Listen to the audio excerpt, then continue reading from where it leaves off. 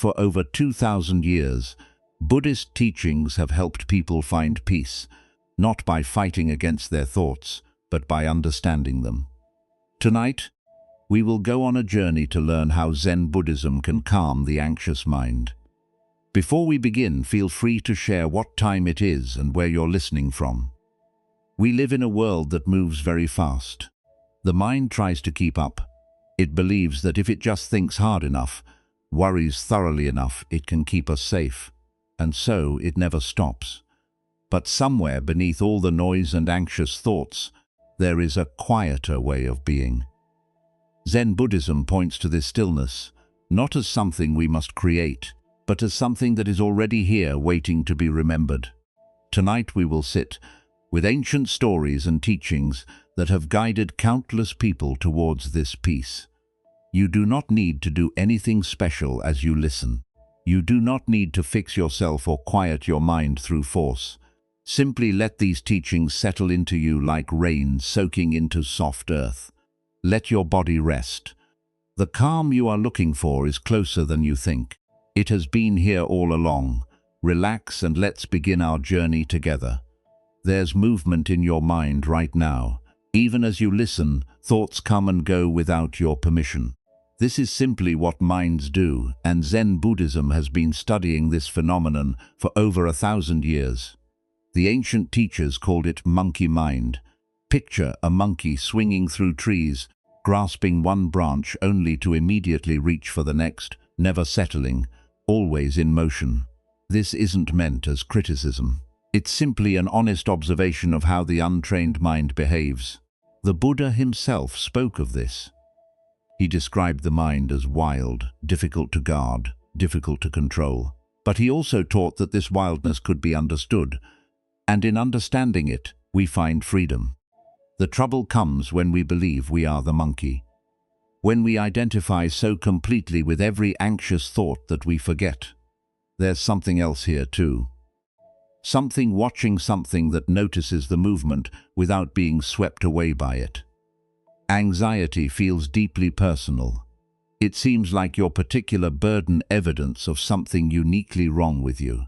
But Buddhism teaches something different. It suggests that anxiety is less personal than it appears. It's what happens when any human mind gets caught in certain patterns of thinking and reacting. This is where Zen begins. Not with fixing or solving, but with looking, with the simple radical act of paying attention to how clear throat your own mind actually works. There's an old Zen story that has been passed down through generations of teachers and students, and it begins on a misty morning by a river. A man was rowing his small boat across the water at dawn. The air was cool and soft. Visibility was poor, but he knew this crossing well. He'd made it hundreds of times. The gentle rhythm of the oars was almost meditative, and his mind was quiet for once. Then, through the fog, he saw another boat approaching. It was heading directly toward him on a collision course. He called out a warning, but the boat kept coming.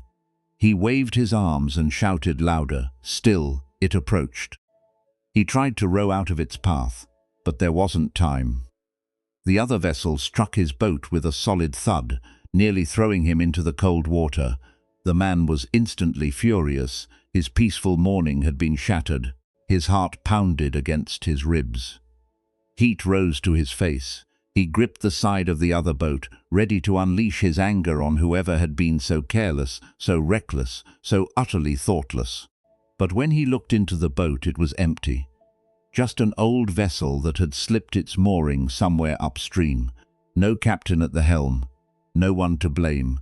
Just weathered wood and river water, drifting wherever the current pushed it.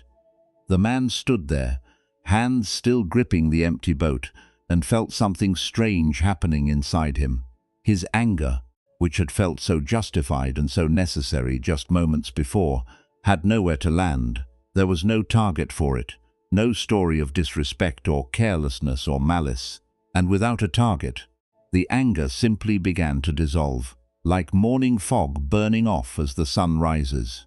He sat back down. Clear as throat, he watched the empty boat drift away into the mist. He picked up his oars and continued his crossing. But something had shifted in his understanding. That evening he found himself in a dispute with a merchant at the village market. The merchant had overcharged him, or so he believed, and he felt the familiar heat building in his chest. The righteous words were forming, the accusations, the certainty that he was right and this other person was wrong. Then he remembered the empty boat. He paused and looked at the merchant more carefully. This was a man with tired eyes and worried lines around his mouth, a man with his own pressures and fears and sleepless nights, a man being pushed by currents the customer couldn't see. What if this person was also an empty boat? What if the overcharge was a mistake born of exhaustion, or a calculation born of desperation to feed a family, or simply a different understanding of fair value? What if none of it was aimed at him personally at all? The anger was still there. He still believed he'd been overcharged, but the story around the anger had changed completely, and with that change, he found he could speak calmly, he could negotiate. He could even walk away without feeling wounded. The transaction remained a transaction, not a referendum on his worth or the world's fairness. For years afterward, whenever the man felt anger or anxiety rising, he would ask himself a simple question: is this an empty boat? Usually it was Buddhism teaches that so much of our suffering comes not from what happens but from the stories we construct around what happens. The boat hitting us is just an event, wood meeting wood, but our minds immediately want to know why and who is responsible and what this means and whether it will happen again. We build elaborate narratives of blame and fear, and then we suffer from those narratives far more than we ever suffered from the original event. Anxiety works exactly this way. Something happens, some small uncertainty or discomfort, and the mind begins constructing stories. What if this means something terrible? What if I can't handle it? What if everything falls apart? The initial discomfort was real. That was the boat bumping into you. But the catastrophic tales that follow are stories, and Zen teaches that stories can be recognized as stories. They can be held more lightly. The practice isn't to stop having thoughts. That's impossible. The practice is to see thoughts as thoughts. To notice when you're building a story around an empty boat, and in that noticing to find a little more space, a little more freedom, a little more choice in how you respond. But what happens when the thoughts won't stop? When anxiety isn't a passing visitor, but a constant presence chattering in your ear from the moment you wake until you finally fall into restless sleep? A student once traveled many weeks to meet a Zen master who was known throughout the region for his extraordinary calm.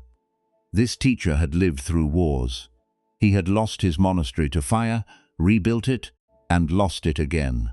He had buried students and friends. And yet everyone who met him spoke of a stillness that seemed to radiate from him like heat from a hearth in winter. The student arrived exhausted from his journey and agitated in his mind.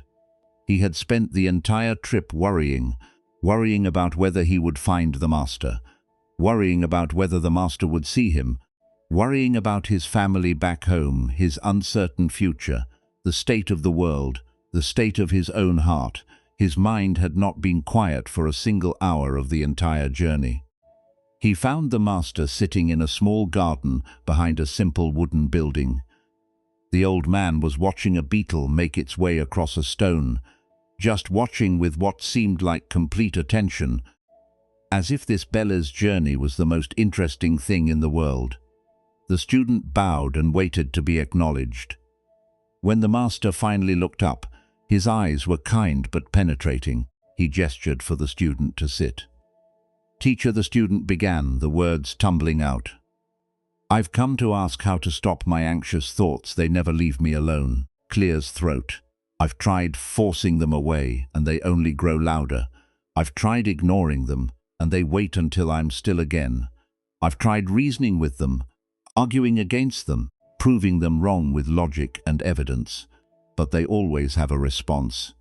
They're relentless. Please tell me the secret to making them stop." The master listened without interrupting. When the student finished, there was a long silence. The beetle continued its journey. A bird called somewhere in the trees. Finally, the master spoke. "Bring me one of these anxious thoughts." The student hesitated. "I'm sorry. You say thoughts torment you. You speak of them as if they are enemies with swords surrounding you on all sides. Bring me one. Let me see it." "I can't bring you a thought," the student said, confused. "Thoughts aren't objects. They don't have form. They're just in my mind." "Ah," said the master, "so they have no form.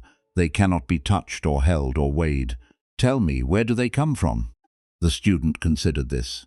It was not a question he had ever asked himself. "They just arise," he said slowly. "One moment my mind is relatively quiet, and then suddenly a worried thought is there. I don't choose to think it, it simply appears. And where do they go? When one thought ends and another begins, where does the first one go?" This question was even stranger. "I don't know, it fades, I suppose it dissolves." The master nodded, as if this was exactly the answer he expected. "So these terrible thoughts that you have traveled weeks to escape have no physical form. They arise on their own without your decision or consent. They dissolve on their own also, without your decision or consent. They come from nothing and return to nothing." He paused and picked up a fallen leaf from beside him. "What you describe sounds less like enemies with swords and more like leaves falling from a tree. The tree does not choose when each leaf will drop. The wind carries them where it will. Some land nearby, some blow far away, and then they decompose and become part of the soil again. But they feel so real." The student caught in them. "They feel like the most important thing in the world. They feel like truth." "Of course they do," the master said gently. "That is the nature of thoughts. They are very convincing. This is what gives them their power. A thought appears and announces itself as truth, as emergency, as something that must be addressed immediately. And because we believe this announcement, we give it our attention, our energy, our belief. We climb onto the thought like climbing onto a wild horse, and then we are surprised when it carries us somewhere we did not want to go. So how do I stay off the horse?" The master smiled. "First, you must see that it is a horse. Most people don't even know they've mounted. They are so identified with their thoughts that they don't realize there is any separation possible. The thought arises and they become it completely. They are the anger, they are the fear, they are the worry. But there is separation possible. You are experiencing it right now," the master said. "We have been sitting here talking for some time. During our conversation, how many anxious thoughts have passed through your mind?" The student reflected honestly. There had been many worries about his family, doubts about whether this teaching would help, concerns about his long journey home. They had come and gone like weather.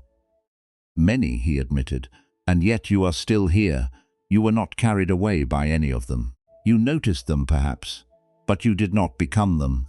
You did not stand up and run home to check on your family. You did not storm away in doubt. The thoughts arose and you let them pass, and you remained in this garden with this beetle and this old man." The student realized this was true. The thoughts had been there, but they had not consumed him. They had been more like sounds in the distance than commands he had to obey. "The practice is not to stop thinking," the master continued. "That is like trying to stop the wind. The practice is to stop believing that every thought requires your complete attention and identification. You are not your thoughts. You are that which is aware of thoughts. Do you understand the difference?" "I think so," the student said. "But how do I remember this?" "When the thoughts are very loud, you forget, and then you remember, and then you forget again, and then you remember again. This is the practice. It is not a destination you arrive at once and then stay forever. It is a returning over and over countless times. Every time you notice that you have been lost in thought, and you come back to the present moment, that is the practice, that is enlightenment. In that moment, not some special state, but simply waking up from the dream of thought. The student stayed with the master for 3 more days. They did not have many conversations. Mostly the student watched the old man go about his simple tasks, sweeping the garden, preparing tea, sitting in stillness as the morning light changed to afternoon, and the afternoon faded into evening, and in that watching the student began to understand. The master was not someone who never had thoughts. He was simply someone who had learned to let thoughts come and go without mounting everyone like a wild horse. His peace was not the absence of a mind, but a different relationship to the mind he had. On the morning the student left, the master gave him a small gift, a smooth stone from the garden. When you find yourself caught in thoughts, the master said, hold this stone, feel its weight, its temperature, its texture. Let it remind you that you are here in this moment, in this body. The thoughts are just weather, you are the sky. There is another story, less famous but equally instructive, about a woman who came to practice at a small temple in the mountains. She was a potter by trade, and her hands knew the feel of clay better than they knew anything else. But her mind was another matter. It spun constantly with worries. Would her kiln fire properly? Would her pot sell at market? Was her daughter making good choices? Was her aging mother being cared for well enough? The questions never stopped, and they had worn grooves in her thinking like water, wearing grooves in stone. The teacher at this temple was a woman herself, unusual for that time and place. She had a reputation for unconventional methods and for seeing directly into the hearts of her students. When the potter explained her troubles, the teacher simply nodded and said, "Good. You will work in the kitchen." The potter was confused. She had come for meditation, instruction, for wisdom, clear throat for some technique to quiet her racing mind. Instead, she was given vegetables to chop. For 3 days she chopped vegetables, carrots, onions, radishes, greens. Her hands, so skilled with clay, felt clumsy with the knife. And all the while her mind continued its worried spinning. She thought about her business back home. She thought about whether this was a waste of time. She thought about what the teacher must think of her. She thought about thinking too much. On the 4th day, the teacher came into the kitchen and watched her work for a while. Then she asked a simple question. When you are forming a pot on your wheel, what are you thinking about? The potter paused, knife in midair. She considered the question. Honestly, nothing, she said finally. When I am at the wheel, I am just at the wheel. My hands know what to do. I am not thinking about the pot. I am making the pot, and your worries. Where are they when you are at the wheel? The potter realized something she had never noticed before. They're not there. When I am truly working the clay, there is no room for them. There is only the clay and my hands and the shape that is forming. The teacher smiled. So you already know how to be free from the spinning mind. You have known for years. You simply didn't recognize it. She gestured at the vegetables, the knife, the cutting board. This is the same. When you chop, just chop. When you breathe, just breathe. When you walk, just walk. The worried mind requires you to be somewhere else, thinking about something else. It cannot survive your full presence here and now, the potter understood. But she had a practical concern. I cannot spend my whole life at the potter's wheel or in a temple kitchen. I have to live in the world where there are real problems that need thinking about. Of course, said the teacher. The practice is not to never think. Thinking is useful. Planning is necessary. The practice is to know the difference between thinking that serves you and thinking that spins without purpose. When you are at your wheel, you think about the pot. When you are selling at market, you think about prices and customers. This is natural thinking, thinking that belongs to the moment. But when you are at your wheel thinking about the market, or at the market thinking about your mother, or with your mother thinking about your kiln, then you are nowhere at all. You are lost in the spinning. She picked up a carrot and handed it to the potter. Start here. 1 vegetable, 1 cut, 1 breath. not as a way to escape your life, but as a way to return to it. The spinning mind takes you away from your life. Presence brings you home. The potter stayed at the temple for 2 more weeks. She did not receive elaborate teachings or secret techniques. She chopped vegetables. She swept floors. She sat in silence with the other students, and slowly, gradually, she began to notice something. The spinning mind still spun, but it spun less. And when it did spin, she recognized it more quickly. Oh, she would think, there I go again. And that recognition, that simple seeing was enough to bring her back. When she returned to her village and her pottery wheel, she brought this practice with her.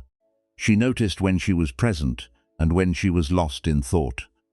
She noticed when her thinking was useful and when it was just spinning. She didn't become a different person. She became more fully herself, more available to her own life, less lost in the maze of her own worrying. This is what the Zen tradition calls mindfulness. Though the word has become so overused that it has almost lost its meaning.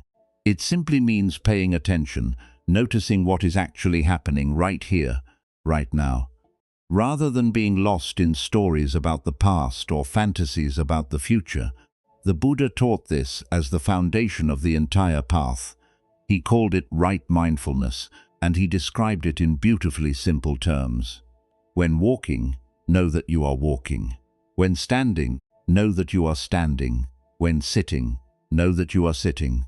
When lying down, know that you are lying down. This sounds almost too simple to be useful, and yet, most of us spend most of our lives doing the opposite. We walk while thinking about work. We eat while planning tomorrow. We lie in bed while rehashing yesterday. We are almost never simply where we are doing what we are doing. Anxiety flourishes in this gap. It lives in the space between where you are and where your mind has wandered off to. It grows stronger every time you abandon the present moment for some imagined future or remembered past. But when you are fully here, fully snorts present, anxiety has nowhere to take root. Not because you've solved all your problems or eliminated all uncertainty, but because you've stepped out of the mental storytelling that amplifies fear into something overwhelming. This is where we begin the journey of calming the anxious mind. Not with techniques for conquering fear, but with something gentler and more fundamental, with seeing. The Buddha taught that right understanding is the foundation of the path. Before we can walk toward peace, we must see clearly where we are and how we got here. This means looking honestly at how the mind creates its own suffering. Your restless mind is not your enemy. It evolved over millions of years to keep you alive, to scan for threats, to anticipate problems, to imagine future dangers so you could prepare for them. This was useful when threats were immediate and physical, when a moment's inattention could mean death. But now the threats have changed. They are abstract, complex, often imaginary financial worries, social fears, existential anxieties about meaning and mortality. The mind, still running its ancient software, treats all of these as emergencies. It sounds the alarm constantly, not because you are in danger, but because that is what it evolved to do. Zen practice does not ask you to silence this mind. That would be like asking a bird not to fly or water not to flow. Instead, it invites you to understand the mind, to see its patterns clearly, and to discover that you are not identical to those patterns. The thoughts will continue. The monkey will keep swinging. But you can learn to watch without being caught. You can learn to listen without obeying. You can learn, as that old master taught, that you are the sky and thoughts are just weather passing through. There is a traditional saying in Zen, "Before awakening I chopped wood and carried water. After awakening I chop wood and carry water." The activities don't change life, doesn't become something other than what it is. But the relationship shifts. You are no longer lost in the dream of thought. You are present for your own life. This is what we are cultivating here. Not a special state of permanent bliss. Not freedom from ever having another anxious thought. Simply a clearer seeing, a lighter holding, a recognition that thoughts are thoughts and you are you. And in that recognition, there is peace. Not the peace of silence, but the peace of understanding. This is enough for now. We have taken the first step together. We've looked at the restless mind with curiosity instead of judgment. We've met the empty boat and seen how our stories multiply our suffering. We've learned from the old master that thoughts are not commands, that they arise and pass like leaves on the wind, and that we can watch them without becoming them. In what follows, we will go deeper. We will explore the art of stillness and the gentle practice of letting go. We will discover how the present moment can become a refuge from anxiety's grip. We will learn what the Buddha meant when he taught that impermanence is not something to fear, but something that sets us free. But for now, rest with what is. Artifact 2, the art of stillness. We live in a world that never stops moving. From the moment you wake up, there are things demanding your attention, phones buzzing, emails waiting, people needing things from you. The noise doesn't stop, and somewhere along the way, you forgot what silence feels like. Zen offers something simple in response to all this chaos. It offers stillness not as an escape from life, but as a way to meet life more fully. The practice of sitting meditation, called Zen in Japanese, has been at the heart of Zen for over 1,000 years, but it's often misunderstood. People think meditation is about achieving something, about reaching a special state where thoughts stop and bliss begins, about becoming someone calmer, better, more spiritual. But that's not what Zazen is. Zazen is just sitting, nothing to achieve, nowhere to get to, no special state to reach. You sit down, you breathe, you notice what's happening. That's it. This might sound disappointing if you came looking for magic, but there's something deeply freeing about a practice that asks nothing of you except your presence. You don't have to be good at it. You don't have to quiet your mind or control your thoughts. You just have to show up and sit. The Buddha himself found awakening while sitting under a tree, not performing elaborate rituals, not studying ancient texts, just sitting, watching, being present with things as they are. There's a reason stillness has been valued by every wisdom tradition in human history. When you stop moving, something has a chance to settle. Like muddy water that becomes clear when you stop stirring it, the mind naturally calms when you give it space. There's an old story from Japan about a tea master named Tekeno.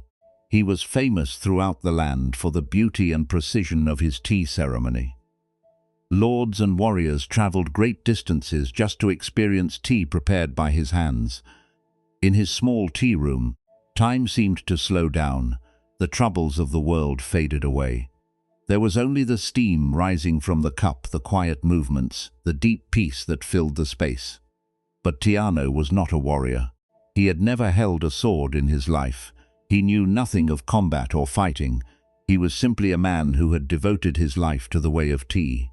One day, while traveling to serve tea at a lord's estate, Takano accidentally bumped into a young samurai on the street. It was a small thing, barely a touch of shoulders as they passed, but the samurai was in a foul mood, and he took offense. "You have insulted me," the samurai declared loudly. "So everyone nearby could hear, I demand satisfaction. We will duel at dawn tomorrow by the river." Tio was terrified. He had no training with a sword. He had never been in a fight in his entire life. A duel with an experienced samurai meant certain death. He spent the rest of the day in a panic, his mind spinning through possibilities. Could he run away? Could he hide? Could he find someone to fight in his place? None of these options were possible without bringing shame on himself and his family. Finally, in desperation, he went to visit a swordmaster who lived in the city. Perhaps this teacher could give him a few quick lessons, some basic technique that might help him survive. The swordmaster listened to Takeno's story and shook his head sadly. "There is nothing I can teach you in one night that will save you from an experienced swordsman. If you face him blade to blade, you will die." Takeno felt his heart sink. "Then there is no hope." The swordmaster was quiet for a long moment. Then he asked an unexpected question. "Tell me about your tea ceremony. What is it like when you prepare tea?" Tenno was confused by the question, but he answered honestly. "When I prepare tea, everything else falls away. There is no past or future. There is only the water, the cup, the movements I have practiced 10,000 times. I am not thinking about anything. I am simply there, completely present, doing what I am doing. And are you afraid when you make tea afraid?" "No, there is no fear. There is no self to be afraid. There is only the ceremony." The swordmaster nodded slowly. "Then this is my advice. Tomorrow when you face the samurai, do not try to fight him, you will lose. Instead, prepare to serve tea. Face your death the same way you prepare your ceremony, with complete presence, with no thought of past or future, with no self to protect or defend." Tenno didn't fully understand, but he had no other options. That night he sat in stillness, preparing himself not to fight, but to die with the same grace with which he had lived. The next morning, he walked to the river where the samurai waited. A small crowd had gathered to watch. The samurai drew his sword and took his fighting stance, ready to strike. Tenno removed his outer robe calmly, folding it with the same care he would use in his tomb. He placed it neatly on the ground. Then he straightened his remaining clothes, smoothing them slowly, deliberately, as if he had all the time in the world. He looked at the samurai. There was no fear in his eyes, no anger, no desperation, just the same quiet presence he brought to every tea ceremony. He was not thinking about winning or losing, living or dying. He was simply there in that moment completely. He reached for his sword, which he barely knew how to hold, and began to raise it over his head. His movements were slow and deliberate, like pouring water into a cup. The samurai hesitated. Something was wrong. This was not how an opponent was supposed to behave. Where was the fear? Where was the desperation? This tea master moved like a man who had already accepted death, who had nothing to lose, who was completely at peace with whatever happened next. The samurai had seen many men face death. They always showed fear. They always made mistakes, but this man showed nothing except calm presence. It was unnerving. It suggested a skill, a depth that the samurai couldn't see or understand. Doubt crept into the samurai's mind. Was this tea master hiding some secret technique? Was his stillness a trap? Long moments passed. Neither man moved. The crowd held its breath. Finally, the samurai lowered his sword. "I withdraw my challenge," he said quietly. "There is nothing to be gained here." He turned and walked away. Tenno stood by the river for a long time, still and quiet, feeling the morning sun on his face. This story points to something important about stillness. It's not weakness, it's not passivity, it's not giving up or checking out from life. True stillness is a kind of power. When you are fully present, fully grounded in this moment, you become very hard to push around. The samurai was skilled at fighting fearful opponents. He knew how to exploit their panic, their mistakes, their scattered attention, but he had no idea how to fight someone who wasn't afraid, someone who was simply present. Anxiety scatters us. It pulls our attention in a dozen directions. It makes us weak by making us fragmented. But presence gathers us back together. It gives us access to our full strength, our full clarity, our full capacity to respond. The Zen teacher Shinru Suzuki, who brought Zen to America in the 1960 seconds, used to say, "In the beginner's mind, there are many possibilities. In the expert's mind, there are few." This points to the same truth. When we approach life with stillness and openness, without our fixed ideas about how things should go, we become more flexible, more adaptable, more alive. Tarano survived not because he learned to fight, but because he learned something more fundamental. He learned that the presence he cultivated in his tomb was available everywhere, even facing death. Even in the most terrifying moment of his life, he didn't become a warrior that day. He remained exactly who he was, a tea master, a man of peace. But he discovered that peace itself was a kind of strength that warriors don't understand. This is what meditation practice offers. Not a technique for escaping difficult situations, but training in presence that you can bring to any situation. The stillness you find on the cushion doesn't stay on the cushion. It comes with you into the rest of your life.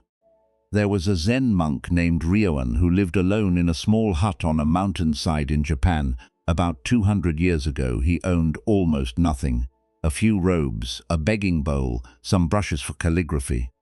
He spent his days writing poetry, playing with the village children, and sitting in meditation. People found his simplicity puzzling.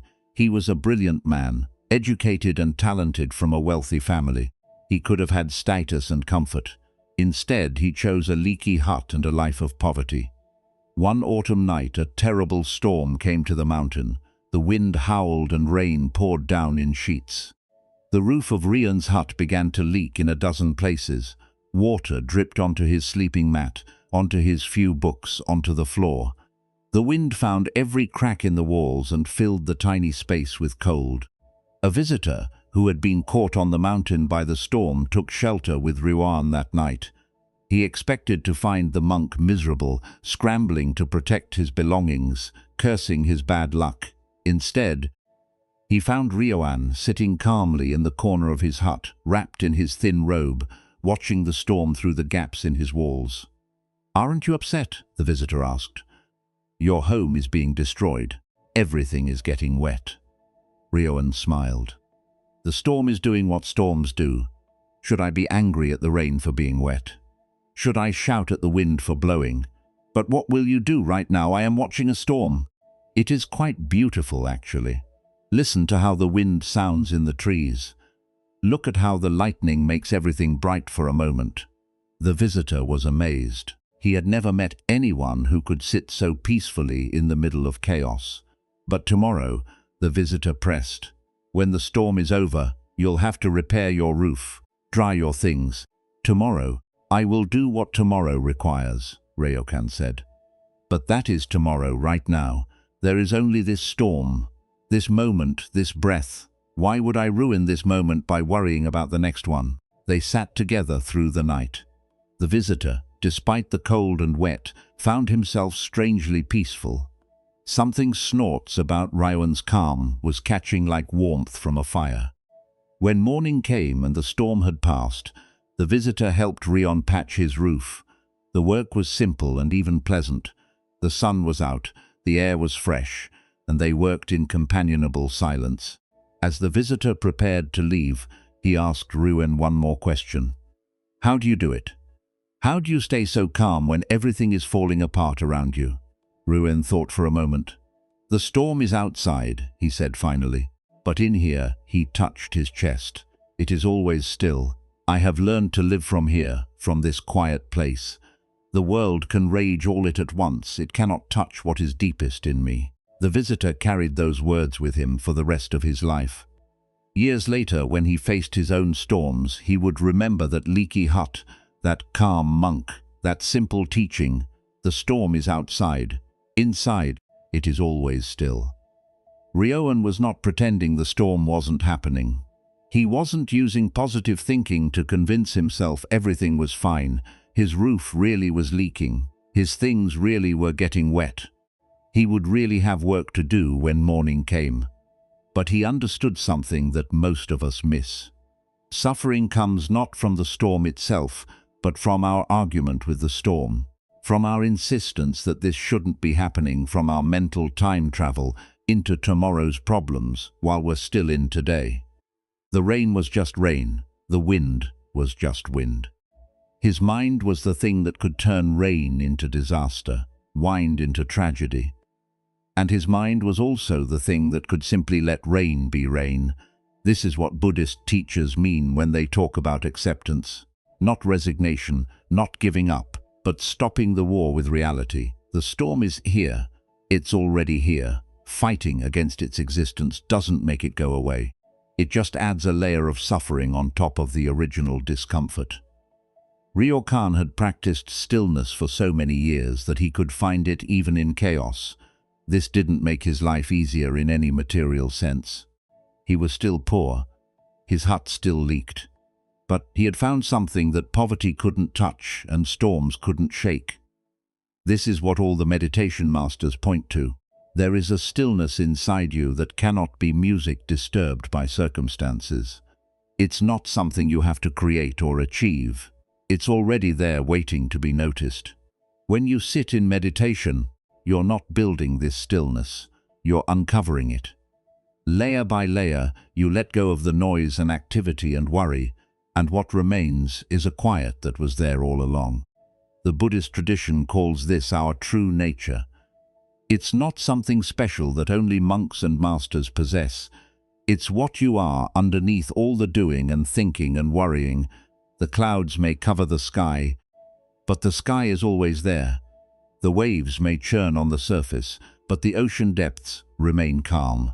You've probably touched this stillness before, even if you didn't have a name for it. Maybe it was a moment in nature when everything suddenly felt peaceful and right. Maybe it was holding a sleeping child and feeling time stop. Maybe it was a moment of deep focus when the busy mind finally felt quiet. These moments show you what's always available. The practice of meditation just helps you find your way there more reliably, more often, eventually even in the middle of a storm. There's a common misunderstanding about meditation that's worth addressing. Many people believe that good meditation means having no thoughts. They sit down, thoughts arise, and they think they're doing it wrong. But the Zen masters are very clear about this. The point is not to stop thinking. The point is to change your relationship with thinking. Thoughts will come. That's the nature of having a brain. The question is, do you get swept away by every thought, or can you let thoughts pass like clouds while you remain still? Imagine you're sitting by a river, watching the water flow by. Leaves and sticks float past, you see them, you notice them, but you don't jump in and try to grab each one. Clear as throat, you just watch. The river keeps flowing, you stay on the bank. This is how to be with thoughts. They flow through your mind like a river. You don't have to stop the flow, you just don't have to jump in. Sometimes the river is calm and clear, sometimes it's wild and muddy. Either way, you can sit on the bank and watch. The stillness isn't about what's happening in the river, it's about where you're sitting. The world will keep moving, phones will keep buzzing, people will keep needing things from you. Nothing we've talked about will change that. But you can change, you can learn to carry stillness with you, even when everything around you is in motion. Like Tenno facing the samurai, like Ryoan sitting in the storm. You can find that place inside where it's always quiet, and you can learn to live from there. This doesn't mean becoming passive or withdrawn. The most peaceful people are often the most effective. When you're not wasting energy on anxiety and distraction, you have more to give. When you're fully present, you see more clearly and respond more wisely. Stillness is not the opposite of action. It's the ground from which right action arises. Think about the most effective people you know, not the busiest ones, but the ones who actually get things done well. Often, there's a quality of calm about them. Clear as throat, they're not rushing around in a panic. They're not scattered and frantic, they move with purpose and presence. This is what the Buddhist tradition calls wise action. It comes from stillness, not from agitation. When you're calm, you see the situation clearly. You respond to what's actually happening, not to your fears about what might happen. You don't waste energy on worry or distraction. Everything goes where it's needed. The anxious mind tells you that you need to worry in order to be prepared. That if you stop being vigilant for one moment, something terrible will slip past your defenses. But this is a lie. Worry is not preparation. It's just suffering in advance. True preparation comes from presence, from seeing clearly, from being grounded enough to respond to what actually arises instead of fighting imaginary battles in your head. We began by talking about a world that never stops moving. But here's what the Zen masters discovered. You don't need the world to stop. You just need to stop yourself. Even briefly, even for a few breaths. In that stopping, something settles. In that settling, something opens. In that opening, you remember what you already are. Not the busy person running from task to task, not the worried mind spinning through problems, but the stillness underneath all of that. The awareness that was there before the noise began and will be there after it ends. This stillness is your birthright. It's not something you have to earn or achieve. It's simply something to uncover, to return to remember, and with practice, with patience, with the gentle discipline of showing up again and again, it becomes more available. Not just on the cushion, but in the kitchen. Not just in silence, but in noise. Not just when life is easy, but right in the middle of the storm. That's what we're learning here. That's what all of this is pointing to. You carry peace with you already. You just have to remember where you put it. Take a breath and feel your body resting. Let that be enough for now. We've looked at the restless mind. We've explored the power of stillness. Now we come to something that might be the most important teaching of all, and also the most misunderstood. Letting go. These two words get used a lot. Self-help books tell you to let go. Well-meaning friends tell you to let go. You probably tell yourself to let go, but what does it actually mean? And why is it so hard? The Buddha taught that clinging is at the root of our suffering, not pain itself, but the way we grip onto things. We cling to pleasant experiences, wanting them to last forever. We cling to ideas about how life should be. We cling to our sense of who we are and how others should see us. We cling to the past. We cling to our fears about the future. All this clinging creates tension. It's like making a fist and holding it tight all day long. After a while your hand aches, your arm is exhausted. You've used so much energy just holding on, and here's the strange part. Most of the time, we don't even know we're doing it. The gripping has become so normal that we've forgotten there's another way. Letting go isn't about forcing yourself to stop caring. It isn't about becoming cold or detached. It isn't about pretending things don't matter. It's about softening the grip, opening the fist, allowing things to be as they are, even when they're not as you wish they were. This is one of the kindest things you can do for yourself, and one of the hardest to learn. There was a Zen master who had a cup that he loved very much. It wasn't valuable in any worldly sense. Just a simple clay cup, handmade with a small chip on the rim and clear's throater glaze that had worn thin in places. But he had used this cup every day for 30 years. He had drunk his morning tea from it thousands of times. It had been with him through everything, a quiet company a day. His students noticed how carefully he handled this cup, how he washed it gently after each use and placed it back on its shelf with attention. Some of them thought it was strange that a Zen master who taught non-attachment would be so devoted to a simple cup. One morning, a young student was helping clean the master's room. He picked up the cup to dust the shelf beneath it, and it slipped from his fingers. It fell to the stone floor and shattered into pieces. The student was horrified. He stood frozen, clear's throat staring at the broken cup, his face white with shame. He had destroyed the master's most treasured possession. He didn't know what to say. He couldn't even look up when he heard the master enter the room. There was a long silence. The student waited for anger, for disappointment, for some kind of punishment. He could hear his own heart beating. Then the master knelt down beside him and began picking up the pieces one by one, carefully. Almost tenderly, so sorry, the student finally managed to say, "I know how much this cup meant to you. I was careless. I've ruined something irreplaceable." The master looked at him with gentle eyes. "You haven't ruined anything," he said. "You've just shown me what was always true." "What do you mean?" The master held up one of the broken pieces, turning it in the light. "From the very first day I received this cup, it was already broken. Do you understand? Everything that can break will break. Everything that can end will end.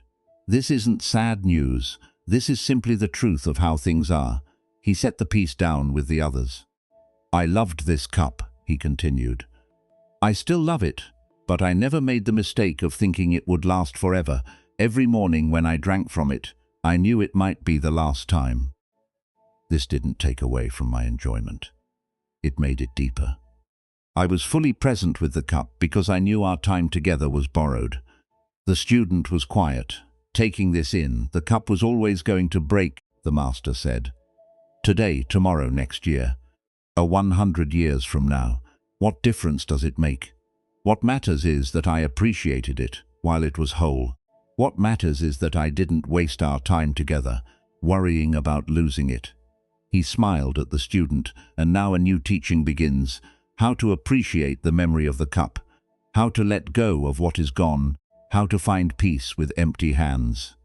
He stood up slowly and looked at the empty space on the shelf where the cup had always sat. "Clean up these pieces carefully," he said, "and thank you. You have given me a good lesson today." The student gathered the broken pieces with great care, wrapping them in cloth.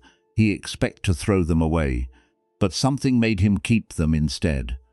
Years later, when he had become a teacher himself, he would sometimes take out those broken pieces and show them to his own students. He would tell them the story of that morning, of his shame, and the master's gentle response. He would hold up a fragment of glazed clay and say, "This taught me more about letting go than any book or lecture ever could."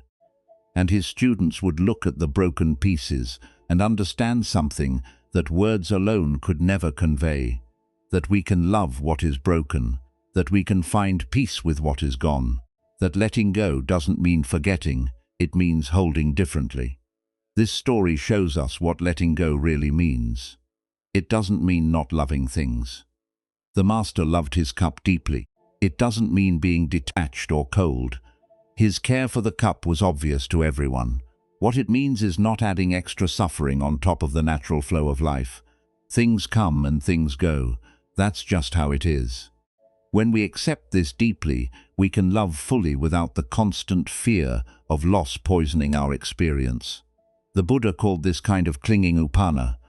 It's the grasping that says this must stay exactly as it is. This must not change. I cannot be okay unless things remain the way I want them. But nothing remains, everything changes. And when we demand permanence from an impermanent world, we set ourselves up for endless suffering.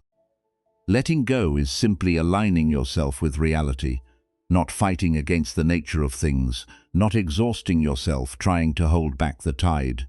The master wasn't pretending the cup didn't matter. He was saying it mattered and it's gone, and I can be at peace with both of those truths. There's another story, simpler but equally powerful, about a teacher and her student. This student had been practicing meditation for several months. She was earnest and dedicated, sitting every morning before dawn, following all the instructions carefully. But she wasn't finding the peace she was looking for. If anything, she felt more frustrated than when she began. One day, she came to her teacher in distress. "I'm doing everything right," she said. "I sit in the correct posture. I follow my breath. I try so hard to let go of my thoughts, but nothing is working. My mind is just as busy as ever. I feel like I'm failing at this." The teacher listened quietly. Then she asked the student to hold out her hand. The student did so, palm up. The teacher placed a small stone in the student's palm. "Close your hand around this," she said. "Hold it tightly." The student made a fist around the stone. "Now I want you to let go of the stone." The student opened her hand. The stone sat in her palm. "No," said the teacher. "You haven't let go, the stone is still there." The student was confused, but I opened my hand. I stopped gripping. Yes, you stopped gripping, but letting go isn't just about opening your fingers. Turn your hand over. The student turned her hand palm down. The stone fell to the ground. "That is letting go," said the teacher. "It's not just releasing your grip. It's allowing things to fall away completely. It's not holding on with one hand while pretending to release with the other." She looked at the student kindly. "You say you are trying hard to let go of your thoughts, but trying hard and letting go are opposites. You cannot force yourself to release something. The effort itself is a kind of gripping. The student sat with this for a moment. So what do I do? Stop trying to let go, just let go. There's a difference. When a leaf falls from a tree, it doesn't try to fall, it just falls. When you exhale, you don't try to release the breath, you just release it. She picked up the stone and handed it back to the student. Practice with this. Hold it, and then simply let it go. Don't think about letting go. Don't make a project of letting go. Just open your hand and let what falls fall. The student took the stone home and practiced just as her teacher suggested. She would hold the stone, feel its weight, notice her grip, and then she would simply turn her hand over and let it drop. At first it felt too simple. She kept waiting for some deeper technique, some secret teaching that would make everything click. But her teacher just told her to keep practicing with the stone. After a few weeks, something started to shift. She noticed that the act of releasing the stone was beginning to echo through her practice. When a thought arose during meditation, she found herself able to let it go the same way she let go of the stone. Not fighting it, not pushing it away, just allowing it to fall from her awareness naturally. She realized that all her striving had been another form of holding. She had been gripping her idea of what meditation should feel like, what progress should look like, what peace should feel like, and all that gripping was the very thing preventing her from finding what she sought. One morning she came to her teacher with tears in her eyes, but they were tears of relief. "I finally understand," she said. "I was holding on to letting go. I was trying to achieve non-attachment. The contradiction was right there all along, but I couldn't see it." Her teacher smiled. "And now I just sit. Thoughts come and I let them go. Feelings come and I let them go. I'm not trying to get anywhere. I'm just here," said the teacher. "You have learned the lesson of the stone. This teaching points to something important. Letting go is not another thing to do. It's not a task to accomplish or a goal to achieve. It's more like an allowing, a softening, a stopping of the effort to hold on. We make it so complicated. We think we need special techniques, the right words, the perfect moment. But letting go is the most natural thing in the world. We do it every time we exhale. We do it every time we fall asleep. We do it every time we set something down. The problem is that we've forgotten how natural it is. We've gotten so used to gripping that releasing feels strange, even frightening. What am I without my worries? Who am I if not holding on to my stories, my grievances, my fears? These questions can feel threatening. But here's what the Zen masters discovered. What remains when you let go is not emptiness. It's freedom, it's space. It's the chance to be fully here, unburdened by everything you were carrying. Let's talk about what we actually hold on to, because it's not usually what we think. We think we're holding on to people, situations, things. We think if we just grip hard enough, we can keep them from changing or leaving or ending. But really, we're holding on to our ideas about these things, our expectations, our demands that reality be a certain way. There's a Zen saying, "The finger pointing at the moon is not the moon." We get so attached to our ideas about things that we forget the ideas are not the things themselves. We fall in love with the map and forget about the territory. A mother clings to her idea of who her child should become. When the child grows into someone different, she suffers, not because her child is wrong, but because reality doesn't match her picture. She's clinging to a map, while the actual territory has gone somewhere beautiful. She never imagined a man clings to his idea of what a successful career looks like. When his path takes an unexpected turn, he suffers. Not because the new path is bad, but because it's not what he had imagined. He's still carrying an old map while standing in new and potentially wonderful country. We cling to the idea that we should be further along by now, that life should be easier, that people should treat us differently, that we shouldn't have to feel this way.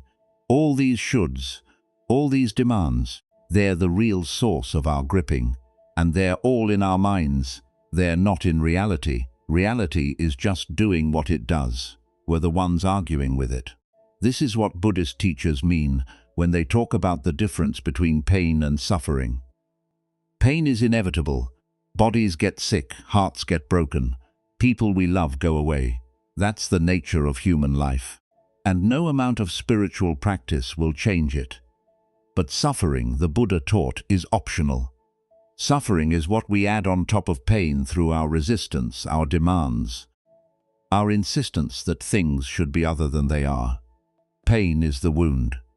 Suffering is picking at the wound, refusing to let it heal, making it worse with our constant attention and upset. When we let go of our demands, we don't let go of the pain, we let go of the suffering. We allow the wound to be a wound to heal in its own time, without adding more damage through our struggle against it. Letting go, then, is mostly an inner movement. It's releasing the ideas, the expectations, the demands. It's allowing reality to be what it is, without requiring it to be something else first. This doesn't mean you become passive or stop working toward things you care about. The Buddha was very active.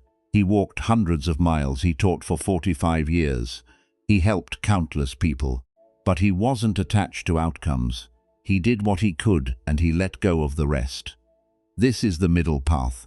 Not pushing and forcing and demanding, not giving up and withdrawing and going numb, but engaging fully with life while holding it all lightly. There's a practice in Buddhism called metta, usually translated as loving kindness.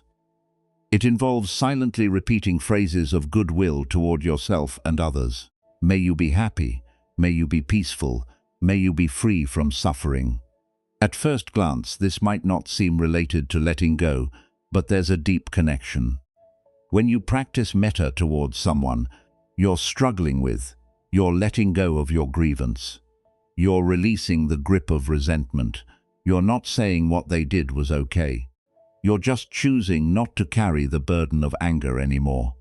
When you practice metta toward yourself, you're letting go of harsh self-judgment. You're releasing the idea that you need to be perfect to be worthy of kindness. You're putting down the weight of shame and self-criticism. Letting go at its heart is an act of kindness. It's kind to yourself because you stop suffering unnecessarily. It's kind to others because you stop demanding they be different than they are. The tight fist of clinging helps no one. It doesn't change the past. It doesn't control the future. It just makes your hand hurt. But when you open your hand, when you let what needs to fall away, something beautiful becomes possible. Compassion flows more freely. Connection becomes easier. You have room for what's actually here instead of being crowded out by everything you're holding on to. There's another thing to say about letting go, and it might be the most important. Sometimes letting go happens on its own. We think we have to do something to work at releasing to figure out the right technique, and sometimes that's helpful. But often letting go is less about doing and more about ripening. You carry something for as long as you need to carry it, and then one day, without any special effort, you notice it's not so heavy anymore. The grief has softened, the anger has faded, the fear has loosened its grip. You didn't force this to happen, you just lived. You kept breathing, kept sitting, kept paying attention. And in that patient presence, something completed itself.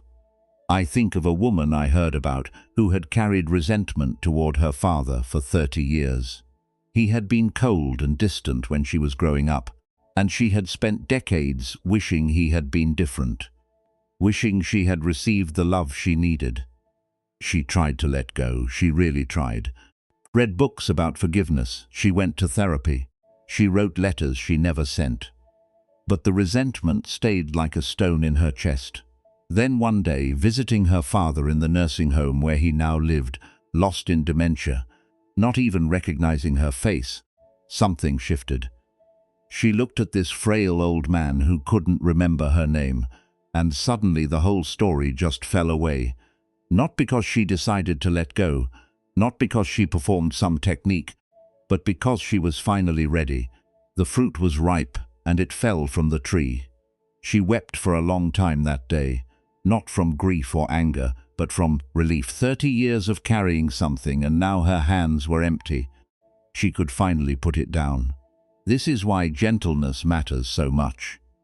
If you beat yourself up for not letting go fast enough, you're just adding more tension, more gripping, more to eventually release.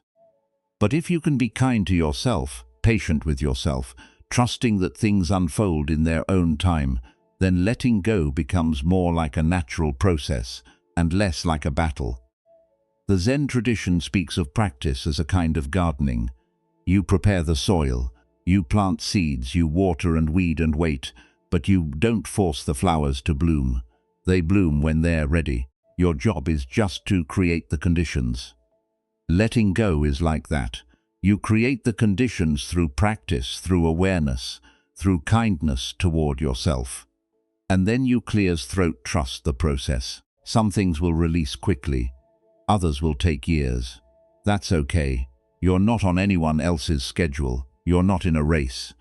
You're just walking your path one step at a time, letting go of what you can, trusting that the rest will follow when the time is right.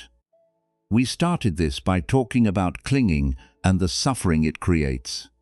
But let us end somewhere gentler. Letting go is not about becoming someone who doesn't care. The Zen masters cared deeply. The Buddha's whole life was devoted to helping others. Compassion flows through all these teachings like water through a river. What you're releasing is not your capacity to love. You're releasing the fear that makes love into grasping. You're releasing the tension that turns care into control. You're releasing the tight grip that squeezes the joy out of everything it touches. When you let go, you don't lose anything real. You lose the extra suffering you are adding to life. You lose the exhaustion of constant gripping. You lose the burden of demanding that everything stay the same forever. And what you gain is space, room to breathe, freedom to be present for what's actually here, the ability to love fully without being imprisoned by fear. The master loved his cup more after he understood it would break someday. The student found peace only when she stopped trying so hard to achieve it. This is the paradox of letting go. In releasing, we receive. In opening our hands, we find they are full. Notice where you might be holding on right now, and with great gentleness, see if you can soften just a little. There is a simple truth at the heart of Buddhist teaching that can change everything once you really understand it. Anxiety cannot exist in the present moment. It seems to exist here. It feels like it's happening now. But if you look closely, you'll find that anxiety is always about somewhere else, some other time, some imagined future, or remembered past. Think about the last time you felt anxious. What was your mind doing? Almost certainly it was somewhere other than where your body was. It was rehearsing a conversation that hadn't happened yet, or replaying one that was already over. It was imagining worst-case scenarios, building elaborate mental movies of disasters that might never come. It was time traveling, leaving the present moment behind, while your body sat there alone, heart racing, palms sweating, responding to something that wasn't actually happening. This is how anxiety works. It hijacks your attention and carries it away from here and now, from this breath and this moment, into territories that exist only in your mind.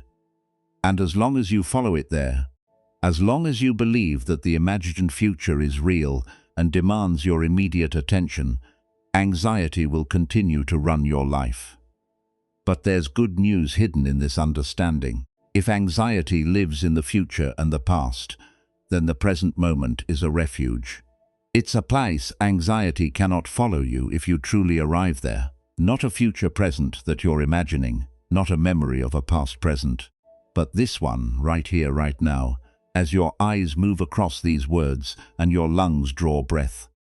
The Zen masters understood this deeply, and they developed practices specifically designed to help us return to the present moment again and again.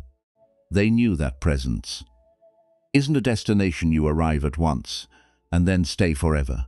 It's more like a home you keep coming back to, a refuge you can always find when you remember to look for it. There is perhaps no Zen story more famous than the tale of the man, the tiger, and the strawberry. It has been told for centuries, passed from teacher to student across countless generations, because it captures something essential about what it means to be fully present, music even in the most terrifying circumstances. A man was walking through the forest when he heard a rustling in the brush behind him. He turned and saw a tiger emerging from the trees, eyes fixed on him, muscles sing for the chase. The man did what anyone would do. He ran as fast as his legs could carry him, crashing through branches and leaping over roots, his heart pounding so hard he could hear nothing else. The tiger pursued him, getting closer with every stride. The man could hear its breath now, could almost feel the heat of it on his back. Then the forest ended abruptly at the edge of a cliff. The man skidded to a stop, sending pebbles cascading down into the void below. He looked back at the tiger, now just 20 paces away and closing. Clear's throat, he looked down at the cliff, a sheer drop into rocky darkness. There was nowhere to go, but then he noticed a thick vine growing over the edge of the cliff, snaking down into the mist below. Without thinking, he grabbed the vine and swung himself over the edge, beginning to climb down as quickly as he could. The tiger arrived at the top and paced back and forth, growling in frustration, but unable to follow. The man breathed the momentary sigh of relief, but then he looked down and saw something that turned his blood cold. At the bottom of the cliff, barely visible through the mist, another tiger waited. It had heard the commotion and come to investigate. And now it sat there patiently, looking up at him, knowing that eventually he would have to come down. So there, he hung suspended between two tigers, clinging to a vine over an abyss. And then, as if his situation weren't desperate enough, he heard a small sound above him. He looked up and saw two mice, one white and one black, gnawing at the vine where it attached to the cliff top. With each bite, the vine frayed a little more. It was only a matter of time before it gave way entirely. The man closed his eyes. Tiger above, tiger below, mice chewing through his only lifeline. There was absolutely nothing he could do. No escape, no solution, no way out. This was it. And then when he opened his eyes, he noticed something he had missed before. Growing from a crack in the cliff face, just within reach of his hand, was a single wild strawberry plant, and on it one perfect red strawberry, glistening with morning dew. He looked at the tiger above. He looked at the tiger below. He felt the vine tremble as the mice continued their work, and then he reached out, plucked the strawberry, and put it in his mouth. How sweet it tasted. The story ends there. We don't know what happened next. Perhaps the vine broke and the man fell. Perhaps one of the tigers lost patience and found a way down the cliff. Perhaps in a turn that the story doesn't bother to include, he was somehow rescued. It doesn't matter. The story isn't interested in what happened next. It's only interested in that one moment, that one strawberry, that one act of complete presence in impossible circumstances. This story disturbs people sometimes. They want the man to escape somehow, to find a clever solution, to be rescued at the last moment. The lack of resolution feels unsatisfying, even cruel. But the story isn't about escape. It's about something far more important. The man in the story is all of us. The tigers are all the dangers and difficulties that threaten us from every direction. Past regrets and future fears, illness and loss and the certainty of death. The mice gnawing the vine are time itself wearing away at our lives, moment by moment. We are all hanging over an abyss with no way out, and yet there are strawberries. There are moments of sweetness available to us, even in the midst of our precarious situation. Even when everything is uncertain and nothing is guaranteed, the question is, will we notice them? Will we allow ourselves to taste them? Or will we be so consumed by the tigers that we miss the sweetness entirely? This is what presence offers, not a solution to your problems, not an escape from difficulty, but the ability to be fully here for whatever is happening right now, including the strawberries. The man couldn't change his situation, but he could change his relationship to it. He could stop struggling against what was already true and simply be where he was. And in that being he found something beautiful. I think of all the strawberries I've missed in my own life, all the moments of simple beauty or connection or peace that I was too distracted to notice because my mind was busy with its tigers. The warmth of sunlight that I walked through without feeling, because I was rehearsing an argument. The laughter of children that I heard but didn't really hear because I was calculating finances in my head. The taste of food that I swallowed without tasting because my attention was on a screen. Most of us spend our lives so focused on the tigers that we never noticed the strawberries at all. We're so busy worrying about what might happen next that we miss what's happening now. We're so lost in thoughts about the past and future that we're absent for the present, which is the only place life actually occurs. The man on the cliff didn't achieve enlightenment or transcend his fear or become someone special. He just tasted a strawberry. He just allowed himself for one moment to be fully where he was instead of lost in where he might soon be. That's all, and that's everything. There's a teaching in Zen called Shin, which translates as beginner's mind. It points to a way of meeting each moment fresh, without the burden of all your accumulated ideas and expectations, without the weight of everything you think you already know. A beginner approaches things with openness and curiosity because they don't yet have fixed ideas about how things should be. They're willing to be surprised. They are able to see what's actually in front of them, rather than just confirming what they already believe. But as we gain experience, we tend to lose this openness. We start to think we know how things work. We develop expectations and opinions. We stop really seeing and start just recognizing, fitting everything into categories we've already established. The world becomes smaller, more predictable, less alive. Beginner's mind is the practice of recovering that original freshness, approaching each moment as if for the first time, even when you've experienced something similar 1,000 times before. It's the practice of presence, because you can only truly be present when you're not lost in your ideas about what's happening. Anxiety is the opposite of beginner's mind. Anxiety approaches each moment loaded with expectations, most of them negative. It sees danger everywhere because it's looking for danger. It predicts disaster because that's its job, to scan for threats and prepare you for the worst. Anxiety doesn't meet the moment fresh. It meets the moment with a whole suitcase full of fears and assumptions that it unpacks before even looking at what's actually there. But when you practice presence, when you cultivate beginner's mind, you give yourself the chance to actually see what's in front of you. And what's in front of you in this present moment is almost never as bad as what anxiety was imagining. There's another story, this one from China, about a wealthy merchant who came to visit a famous Zen master.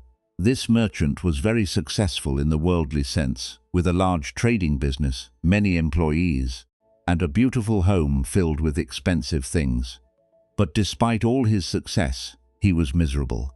His mind never stopped churning with worries about his business, his competitors, his future. He couldn't sleep. He couldn't enjoy his food. He couldn't be present with his family because his thoughts were always elsewhere, calculating and planning and fearing. He had heard that this particular Zen master was very wise, that he had helped many people find peace. So the merchant made the long journey to the master's simple temple in the mountains, hoping to find relief from his endless anxiety. When he arrived, the master welcomed him warmly and invited him to sit for tea. The merchant, eager to get to the point, immediately began describing his problems. He talked about the pressures of his business, the deals that might fall through, the competitors who were always trying to undercut him, the employees who might be stealing from him, the clear-throat economy that might turn at any moment. He talked and talked, barely pausing for breath, pouring out all his worries, as if emptying a bucket of dirty water. The master listened quietly, nodding occasionally, saying nothing. When the merchant finally ran out of words, the master picked up the teapot and began to pour tea into the merchant's cup. The merchant watched as the tea rose in the cup. It reached the halfway point, then 34, then the music brim, and still the master kept pouring. The tea overflowed the cup and spilled onto the table, running across the surface and dripping onto the floor. "Stop!" the merchant exclaimed. "Can't you see the cup is full? No more will go in." The master set down the teapot and smiled. "Yes," he said gently, "and you are like this cup. You come to me asking for wisdom, for peace, for a way out of your suffering. But you are already so full of your own opinions and worries and plans that there is no room for anything new to enter. How can I give you anything when there is nowhere for it to go?" The merchant was quiet for a moment, looking at the tea still dripping from the edge of the table. Something in his chest loosened slightly, though he couldn't have said what. "What do I do?" he asked, his voice softer. "Now first you empty the cup," said the master. "Not all at once, perhaps, but little by little.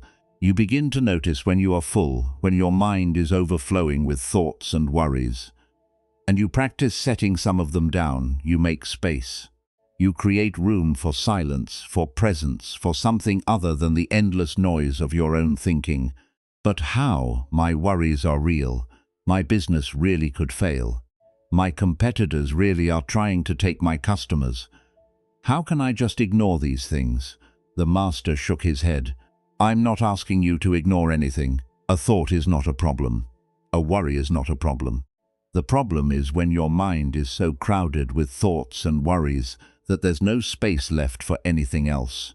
You filled your cup so completely that you can't even taste the tea." He gestured at the cup, still surrounded by the puddle of overflow.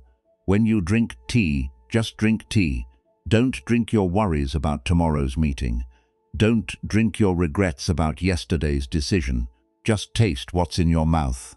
Feel the warmth of the cup. Be here with this simple experience. That is where peace lives. Not in solving all your problems, not in eliminating all uncertainty, but in being fully present for this one moment, whatever it contains." The merchant stayed at the temple for 3 days. He didn't receive elaborate teachings or secret techniques. He simply practiced being present. He drank tea and just drank tea.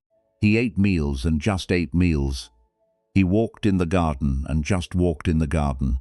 At first his mind rebelled. It kept pulling him back to his worries, back to his endless planning and calculating.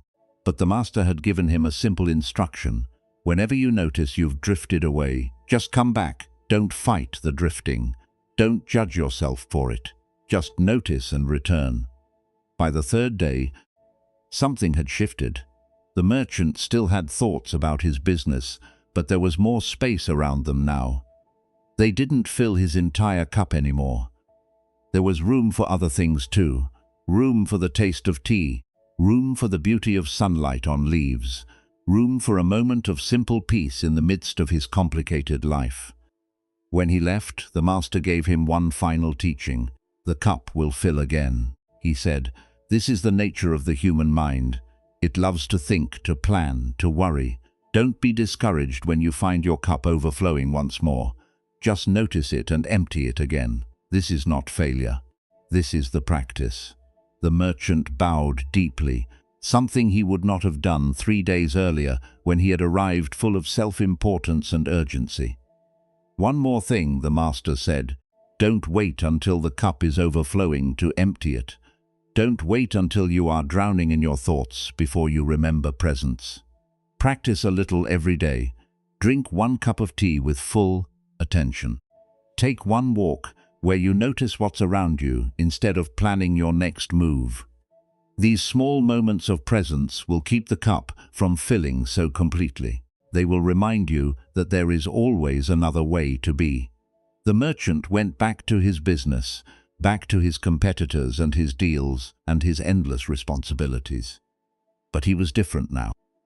Not because his circumstances had changed, but because he had learned to empty his cup. He had learned that peace was not something he had to achieve or earn or wait for. It was something he could touch in any moment, simply by being fully there for it. Years later, when the merchant was an old man, he would tell this story to his grandchildren. He would pour tea until the cup overflowed, making them laugh at the mess. And then he would explain what the master had taught him. He would say that it was the most valuable teaching he ever received, worth more than all the gold he had earned in his long career, because the gold was spent now. But the ability to empty his cup, to return to presence, to find peace in the midst of activity that had been with him every day for the rest of his life.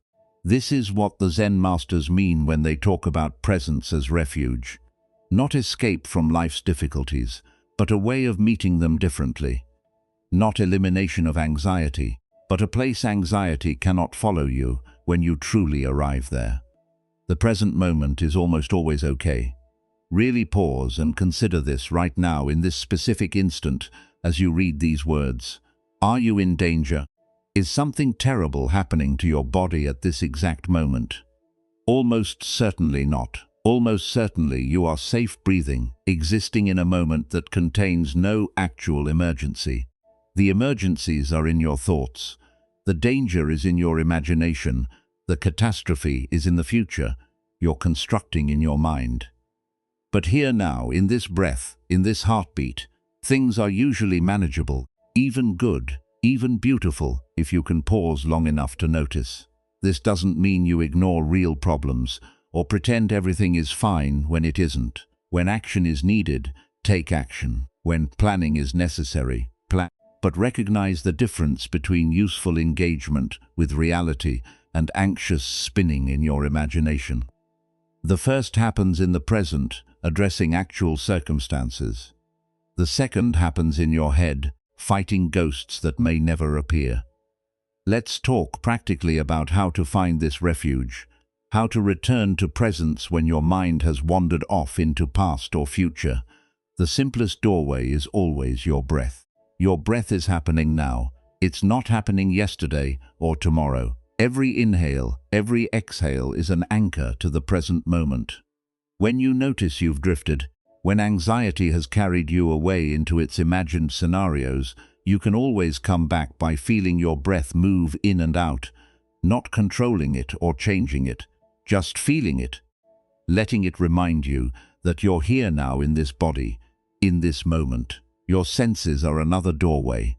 What do you hear right now? Not what you heard earlier, not what you might hear later, but right now. What sounds are present in this moment? What do you feel where your body contacts the chair or floor or bed? What do you see when you really look? Not just glancing, but actually seeing the colors and textures and light in your immediate environment. These are not special techniques reserved for meditators and monks. They are simply ways of coming back to what's real, what's actually happening, instead of staying lost in the stories your mind is telling. Anyone can do this. You can do this right now between one sentence and the next. Just feel your breath. Just notice what you hear. Just look at what's in front of you. That's presence. That's the refuge. The practice is not about staying present forever. That's not how human minds work. You will drift away 1,000 times a day.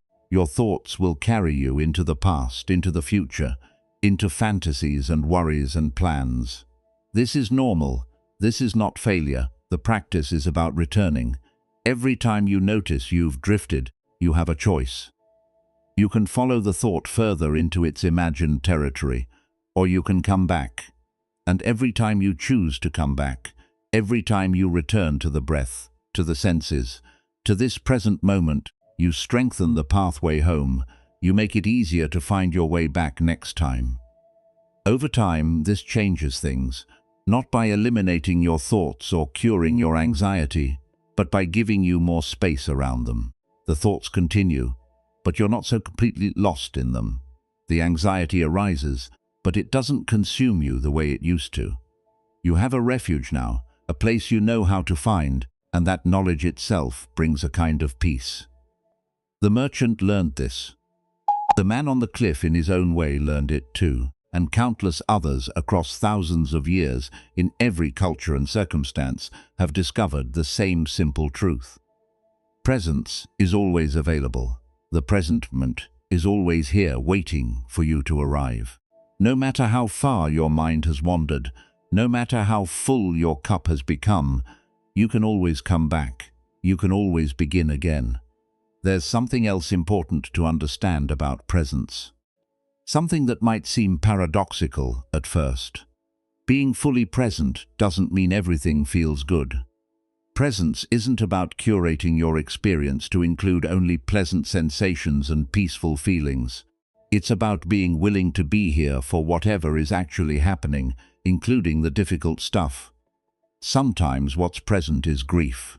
Sometimes it's fear. Sometimes it's physical pain or emotional turmoil or profound uncertainty. Presence doesn't mean escaping these experiences. It means meeting them directly without the extra layer of resistance and avoidance that usually makes them worse. There's a difference between pain and suffering. As we discussed before, pain is what's actually happening. Suffering is what we add through our struggle against it. When you're present with difficult experiences without fighting them or running from them, clear as throat, you often find that they're more bearable than you expected. Not because they are less painful, but because you're not adding the extra weight of resistance. This is advanced practice and it takes time to develop. Start with the easier moments. Practice presence when things are relatively calm. Build your capacity for being here, and then gradually, as that capacity grows, you'll find you can bring it to harder moments too. You'll find that even in difficulty, presence offers something valuable. Not escape, but a way of meeting what is without losing yourself in it. The man hanging from the vine didn't escape his situation. The tigers were still there above and below, the mice were stilling. Nothing about his circumstances improved when he ate the strawberry, but he tasted it. He was fully present for that one moment of sweetness in the midst of his impossible situation. And that presence, that willingness to be where he was and experience what was available, transformed the moment from pure terror into something else. Something that included terror, but was larger than terror. Something that had room for sweetness too. This is what presence offers you. Not a solution to your problems, not an escape from difficulty, not the elimination of anxiety, but a way of being here, fully here for whatever your life actually contains, including the strawberries. Every breath is an invitation back to now. Every sensation is a doorway to presence. Every moment you remember to return, you step out of the imagined futures and remembered pasts where anxiety lives. And you come home to the only place life actually happens. You don't have to be good at this. You just have to practice it. Return and return and return, and slowly, breath by breath, moment by moment, you'll find that the refuge was here all along, waiting for you to arrive. Feel your next breath enter your body. Feel it leave. You are here, and that is enough. Everything changes. The weather, the seasons, the cells in your body. Your thoughts change from moment to moment. Your emotions rise and fall. Even the mountains are slowly wearing away into the sea. This might sound like sad news. We tend to hear impermanence as a threat, and we cling to what we love, feeling betrayed when it changes. But Buddhism offers a completely different perspective. It suggests that impermanence is not tragedy but liberation. That the very thing we fear most about life is also what makes freedom possible. That understanding impermanence deeply, not just intellectually, but in your bones, can transform your relationship with anxiety in a way that nothing else can. The Buddha taught that impermanence, called anna, in the ancient Pali language, is one of the three fundamental marks of existence. Everything that arises also passes away. Every beginning contains its ending. Every moment is already becoming the next moment, flowing and changing without pause. When you truly understand this, something shifts. You stop clinging so desperately to the good because you know it cannot stay. You stop fighting so hard against the difficult because you know it cannot last. You find a different kind of peace. Not the peace of permanence which doesn't exist, but the peace of flowing with change rather than against it.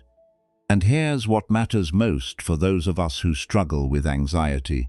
If everything changes, then your anxiety must change too. The panic you feel right now will not feel this way forever. The worry that seems so permanent, so much a part of who you are, is actually just weather passing through. It arose. It will pass like everything else in this impermanent world.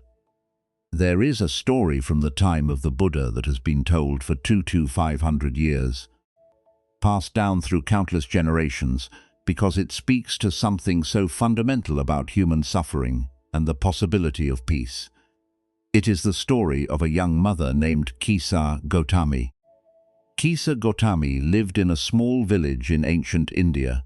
She had grown up poor and unremarkable, and when she married, she moved into her husband's family home, where she was treated as a servant rather than a daughter. But then she gave birth to a son, and everything changed. The family celebrated. Her status transformed overnight. She was no longer invisible. She was the mother of the heir, and she was loved. She poured everything into this child. He was her joy, her meaning, her reason for living. She watched him learn to crawl, to walk, to speak his first words. She held him through fevers and nightmares. She couldn't imagine life without him. She didn't want to imagine it. Then, when the boy was still very young, he became ill. It happened quickly, as these things sometimes do. One day he was playing in the courtyard, and a few days later he was dead. Kisa Gotami held his small body and felt her world collapse entirely. This could not be happening. This was not acceptable. This could not be real.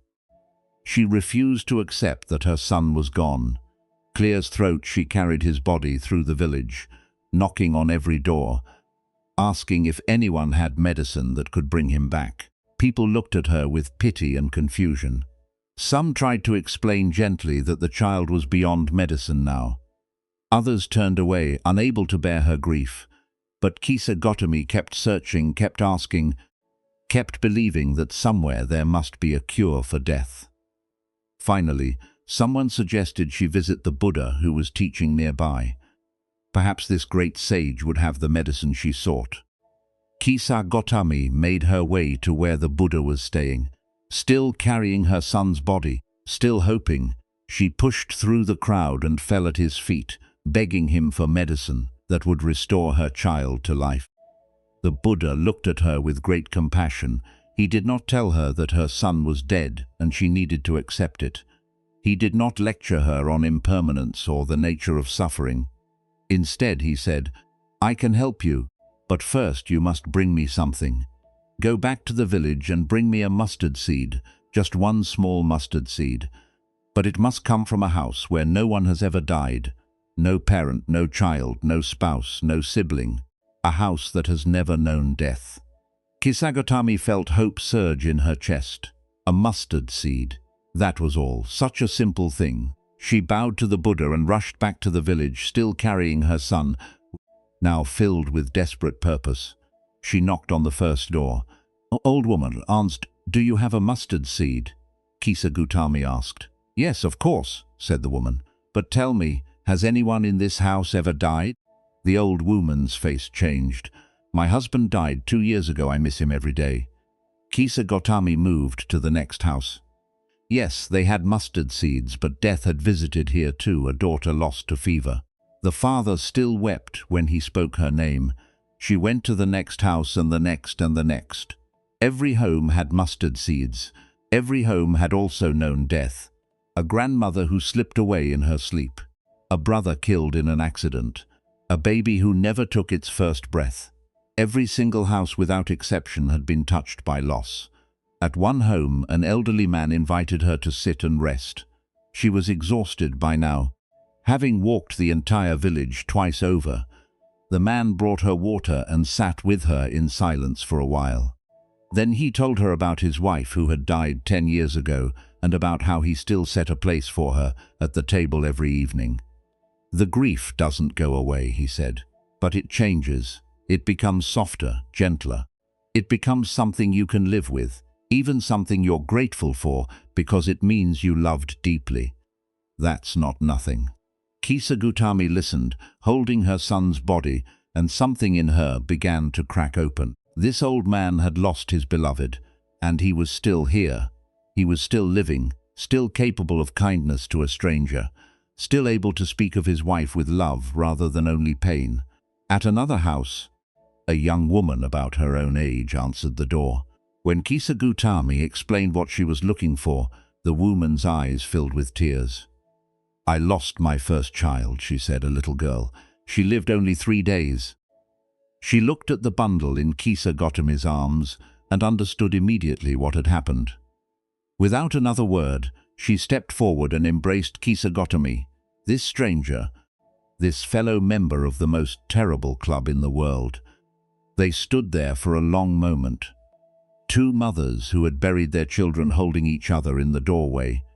As the day wore on, something began to shift in Kisa Gautami. She started to really listen to the stories people told her. She saw their grief still raw in some cases, softened by time in others. She saw that she was not alone in her suffering.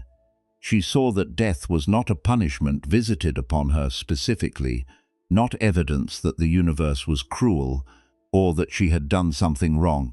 Death was simply part of life, woven into every family, every home, every human story since the beginning of time. By evening, she had not found a single house untouched by death, and she realized that she never would. Such a house did not exist. It could not exist.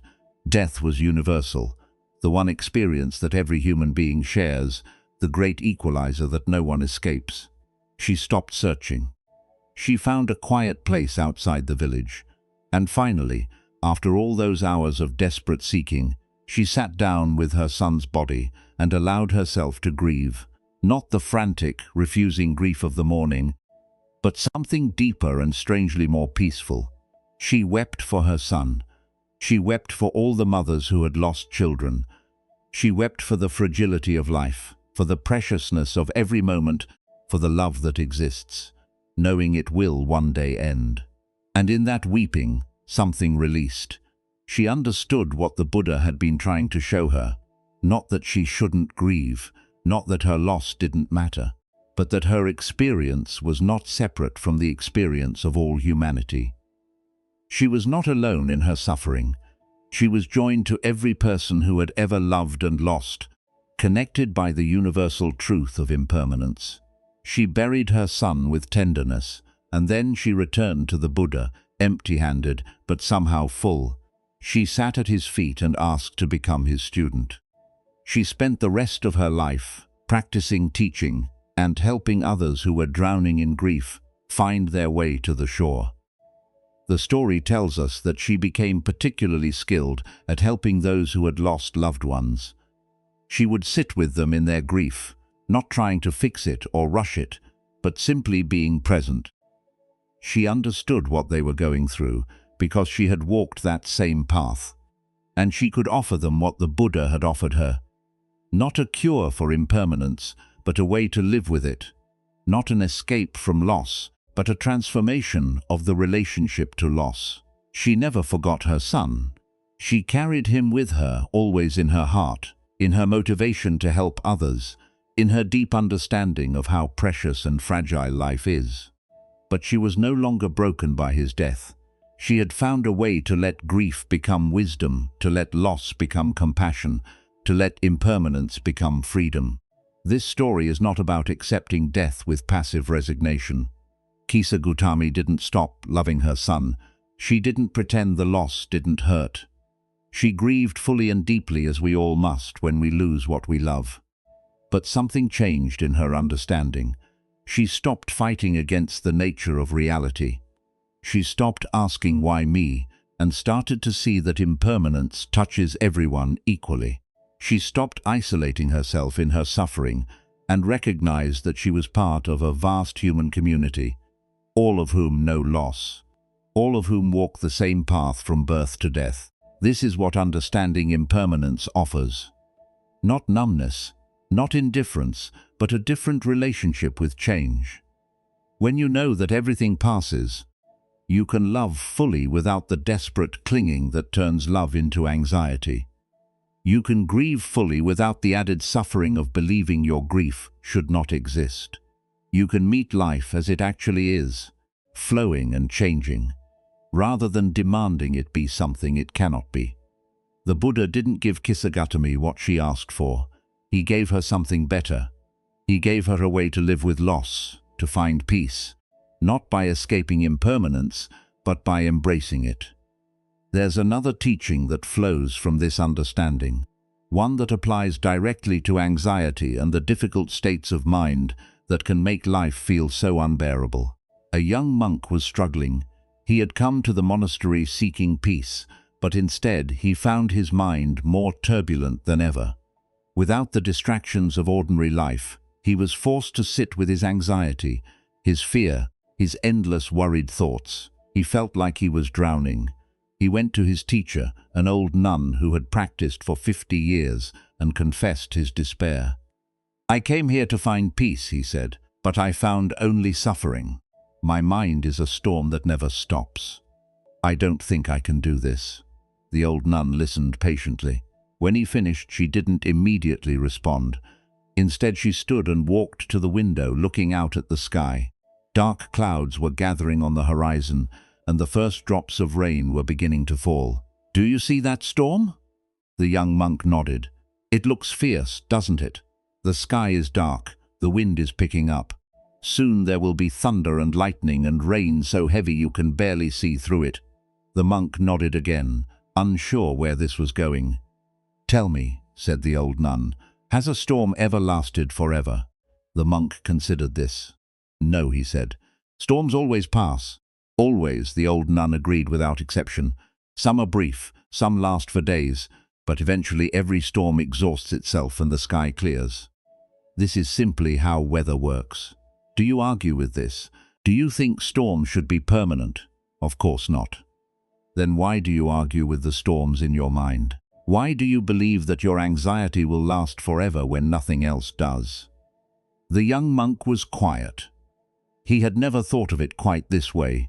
"Your difficult states are weather," the old nun said, turning from the window to look at him directly. "They are not climate. Climate is the average over time, the general pattern. Weather is what's happening right now, and weather always changes." She sat down across from him, her eyes kind but direct. "When the storm is raging, it feels like it will never end. This is the nature of storms, both outside and in. They are so loud, so consuming, so present that we forget there was ever clear sky. We forget that clear sky will return. We identify with the storm completely and believe it is who we are. But you have lived long enough to know better. You have survived many internal storms. Think back. Every bout of anxiety you have ever experienced has ended. Every dark period has eventually lifted. Every time you were certain you couldn't go on, you went on anyway. Not because you did something heroic, but simply because everything passes. That is the law of this universe." The young monk felt something loosen in his chest. It was true. He had felt this despair before many times, and it had always passed. Somehow, he had always found his way back to steadier ground. "So what do I do when the storm is happening?" he asked. "How do I survive it? You don't fight it. Fighting a storm only exhausts you. You don't pretend it isn't happening. Denial doesn't make weather disappear. You simply remember that it is weather. You remind yourself as many times as you need to that this is temporary. You take shelter where you can. You wait, and you trust that clear sky's on the other side." She smiled gently. "And here's what you'll discover with practice. The more you remember that storms are temporary, the less frightening they become. They're still unpleasant. You wouldn't choose them, but they lose their power to make you believe your life is over, that you'll never feel okay again, that this moment of difficulty defines your entire existence. You start to see them as just weather, and you stop taking them so personally. The young monk returned to his practice with a different perspective. When anxiety arose, he didn't try to force it away, and he didn't collapse into believing it would last forever. He simply noted, "This is weather. This will pass." Sometimes he had to remind himself 100 times in a single sitting. But slowly, over months and years, something changed. The storms still came, but he was no longer terrified of them. He knew how to wait. He knew that clear sky always returned. Years later, when he had become a teacher himself, a student came to him with the same desperate question he had once asked. And he told her about the old nun, about the storm outside the window, about weather and climate. He watched understanding dawn in her eyes, the same understanding that had once dawned in his. "But I should warn you," he added. "This teaching is simple, but not easy. You will forget it 1,000 times. You will get lost in the storm and believe it will never end over and over again. This is not failure, this is just how it works. The practice is remembering as many times as it takes. Each time you remember, you build the path a little stronger. Each time you come back to this truth, it becomes a little more available." He smiled, remembering his own long journey, all the storms he had weathered, all the times he had forgotten and remembered and forgotten again. "Be patient with yourself," he said. "The sky is always there behind the clouds. Whether you can see it or not, your job is not to clear the sky. Your job is just to remember that clear sky exists even in the darkest storm, that remembering is enough." This teaching speaks directly to anxiety, because anxiety has a way of convincing you that it will never end. When you're in the grip of anxious thoughts, they feel so real, so permanent, so much a part of who you are, that you can't imagine ever being free of them. Anxiety whispers, "This is just how you are. This will always be your experience. There is no escape," but impermanence says otherwise. Impermanence points to the evidence of your entire life. Every difficult state you have ever experienced has ended. Not a single moment of suffering has actually lasted forever, no matter how much it felt that way at the time. The very anxiety that grips you now arose at some point, which means it wasn't always here, which means your life contains states other than this one, and if it arose, it will pass. This is not wishful thinking. This is the nature of reality. Everything that comes into being also passes out of being. Everything that begins also ends. Your anxiety is not exempt from this universal law. This doesn't mean you shouldn't take action to address your anxiety. It doesn't mean you should just wait passively for it to disappear. But it does mean you can hold it more lightly. You can stop adding the extra layer of suffering that comes from believing your current state is permanent. You can remind yourself as often as you need to that this is weather, not climate. There's a phrase that has been used across many traditions, so common it has almost become cliché: "This too shall pass." But clichés become clichés because they contain truth. And this one contains perhaps the most important truth there is. This too shall pass. The anxiety you're feeling right now, the worry that keeps you awake, the fear that something terrible is about to happen. The racing heart and the tight chest and the thoughts that won't slow down. All of it will pass. And here is the thing that sometimes gets forgotten. This applies to pleasant experiences too. The joy you feel, the peace, the moments of contentment and ease, these will also pass. This is not meant to make you sad or cynical about the good things in life. It's meant to help you appreciate them while they're here, without clinging to them so tightly that you create suffering for yourself when they inevitably change. Impermanence cuts both ways. It means you don't have to be crushed by difficulty, because difficulty won't last forever. And it means you can be fully present for joy, because joy is precious and fleeting and deserves your complete attention while it's here. This is the freedom that impermanence offers. Freedom from the desperate clinging that tries to freeze pleasant experiences in place. Freedom from the hopeless despair that believes painful experiences will never end. Freedom to flow with life as it actually is, changing moment by moment rather than constantly fighting the current. Let's bring this back to practical experience. Right now, as you listen to these words, your experience is already changing. The breath you took a moment ago is gone. The thought you had a few seconds ago has been replaced by a different thought. The sensations in your body have shifted, even if only slightly. Nothing about your experience right now is identical to your experience a minute ago. Nothing about your experience a minute from now will be identical to right now. You are a river, not a stone. You are weather, not a fixed object. When you really pay attention to this, something snorts relaxes. The solid sense of me having this problem starts to feel less solid. The anxiety that seemed like such a permanent fixture starts to reveal its edges, its arising and passing, its nature as a temporary phenomenon rather than an eternal truth. This is not intellectual understanding. This is something you can feel directly in your experience right now if you pay close attention. Notice how this moment is already gone. Notice how the next moment is already changing. Notice how nothing stays, how everything flows, how the river of experience never stops moving. Your anxiety is part of this river. It is not a boulder music blocking the flow. It is water just like everything else, moving and changing and passing. You don't have to remove it or fix it or conquer it. You just have to let it flow through, trusting that the nature of rivers is to keep moving.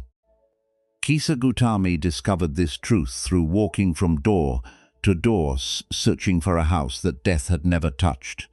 The young monk discovered it through years of watching his own internal storms arise and pass.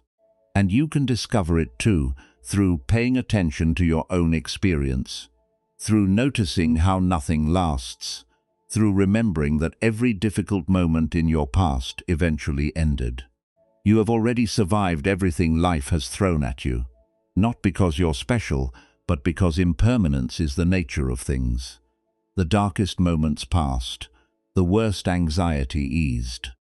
The periods when you were certain you couldn't go on eventually gave way to periods when going on felt possible again. This is not a small thing. This is evidence. This is proof that impermanence applies to your suffering just as much as it applies to everything else in this universe. So when anxiety arises, and it will, you can meet it with this understanding, not fighting, not fleeing, not pretending it isn't there, just remembering this is weather, this has arisen, and it will pass. I have survived every storm so far, and I will survive this one too. This is impermanence as freedom. Not freedom from change, which is impossible, but freedom through change. The knowledge that nothing is permanent means nothing is hopeless. The knowledge that everything passes means relief is always on the way. The storms of anxiety will come. This is part of being human, part of having a mind that tries to protect you by imagining dangers, part of living in a world full of uncertainty. But they will also go. They always have before. They always will again. You are not your storms. You are the sky in which they arise and pass, and the sky is never damaged by the weather that moves through it. Notice what is present for you right now. And notice that even as you notice it, it is already changing, already becoming something else. So much of our anxiety comes from a single belief that runs beneath everything else. That this moment as it is not enough, that we are not enough, that something is missing, something needs to be fixed. Something must change before we can finally relax and be at peace. Buddhism has a word for this endless wanting, tanha. It's usually translated as craving or thirst, and it points to something deeper than simply wanting things. It's the constant reaching for the next moment, the perpetual dissatisfaction with what is, the feeling that life is happening somewhere else and we're missing it. You know this feeling, that restless sense that you should be doing something other than what you're doing. The inability to sit still without reaching for your phone. The way a pleasant moment gets interrupted by thoughts about what might go wrong or what you should do next or whether this will last. There's always something more to want, more to worry about, more to achieve before you can be okay. But what if you're already okay? What if this moment exactly as it is contains everything you actually need? Not everything you want, perhaps. Not the ideal circumstances you've been waiting for, but enough. Simply enough. This is one of the most radical teachings in Buddhism, and one of the hardest to accept in a culture that profits from your dissatisfaction. It says that contentment is possible right now, not when you get the promotion or find the relationship or solve all your problems. Now, there's an old story told in many versions across different cultures about a stonecutter who lived in a small village at the foot of a great mountain. This stonecutter spent his days chipping away at rock, shaping blocks for buildings and bridges. It was hard work, and his hands were rough and calloused, his back always aching by evening. He earned enough to live simply. A small house, a patient wife, food on the table by any reasonable measure. He had a good life, but he couldn't see it that way. He looked at what others had and felt his own life was lacking. The merchants had soft hands and fine clothes. The officials were carried through town while he walked on his own 2 feet. Everyone, it seemed, had it better than him. One day, while delivering stones to a wealthy merchant's house, he saw how the merchant lived. Silk robes, fine food, servants attending to every need.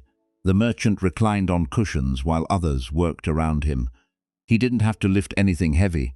He didn't have to squint against stone dust. He simply gave orders and things were done. The stonecutter felt a wave of envy wash through him. How wonderful it must be to be a merchant, he thought, to have such wealth, such comfort, such power over others. And in that moment, through some mysterious grace, his wish was granted. He became a wealthy merchant with all the fine things he had envied. He wore silk now instead of rough cloth. He ate delicacies instead of simple rice. He gave orders instead of taking them. For a while he was happy. But then summer came and the heat was oppressive. He sat in his fine house, sweating through his silk robes, fanning himself uselessly. He looked out the window and saw a high official passing by in a grand procession. Servants holding a canopy over him to block the sun. Attendants fanning him as he moved. How wonderful to be a high official, the merchant thought. Even the sun cannot touch him, and again his wish was granted. He became a high official, carried through the streets in a covered sedan chair, shielded from the elements, feared and respected by all. But then he noticed something. Despite the canopy, despite the fans, the sun still beat down mercilessly. The crops withered in the fields below. Rivers began to dry up. The sun was more powerful than any official, more powerful than any human authority. The sun is the most powerful thing of all, he thought. I wish I were the sun. And he became the sun, blazing down on the earth, feared by farmers and merchants and officials alike. He felt truly powerful now. Nothing could stand against him. But then a cloud drifted across the sky, blocking his rays, casting shadow on the land below. He could not burn through it. He could not push it aside. The cloud is more powerful than the sun, he realized. I wish I were a cloud, and he became a cloud blocking the sun, gathering moisture, releasing rain when and where he chose. He flooded fields and filled rivers. He made farmers look up at the sky in hope or despair depending on his mood. He was more powerful than the sun. But then a wind came, pushing him across the sky against his will, scattering his form, sending him tumbling helplessly across the heavens. He tried to hold together, but the wind was relentless, tearing him apart, dispersing him across miles of sky. The wind is more powerful than clouds, he thought. I wish I were the wind, and he became the wind, howling across the land, bending trees, whipping up waves, driving rain before him, unstoppable by any force. Ships feared him, farmers cursed him, birds were thrown off course by his strength. He was power itself, invisible and irresistible. But then he encountered a great mountain that would not move. He blew against it with all his force. He screamed around its peaks. He tried for days to shift it even slightly, but the mountain stood firm, clears throat ancient and immovable, barely noticing his fury. The mountain's more powerful than the wind, he thought. I wish I were a mountain.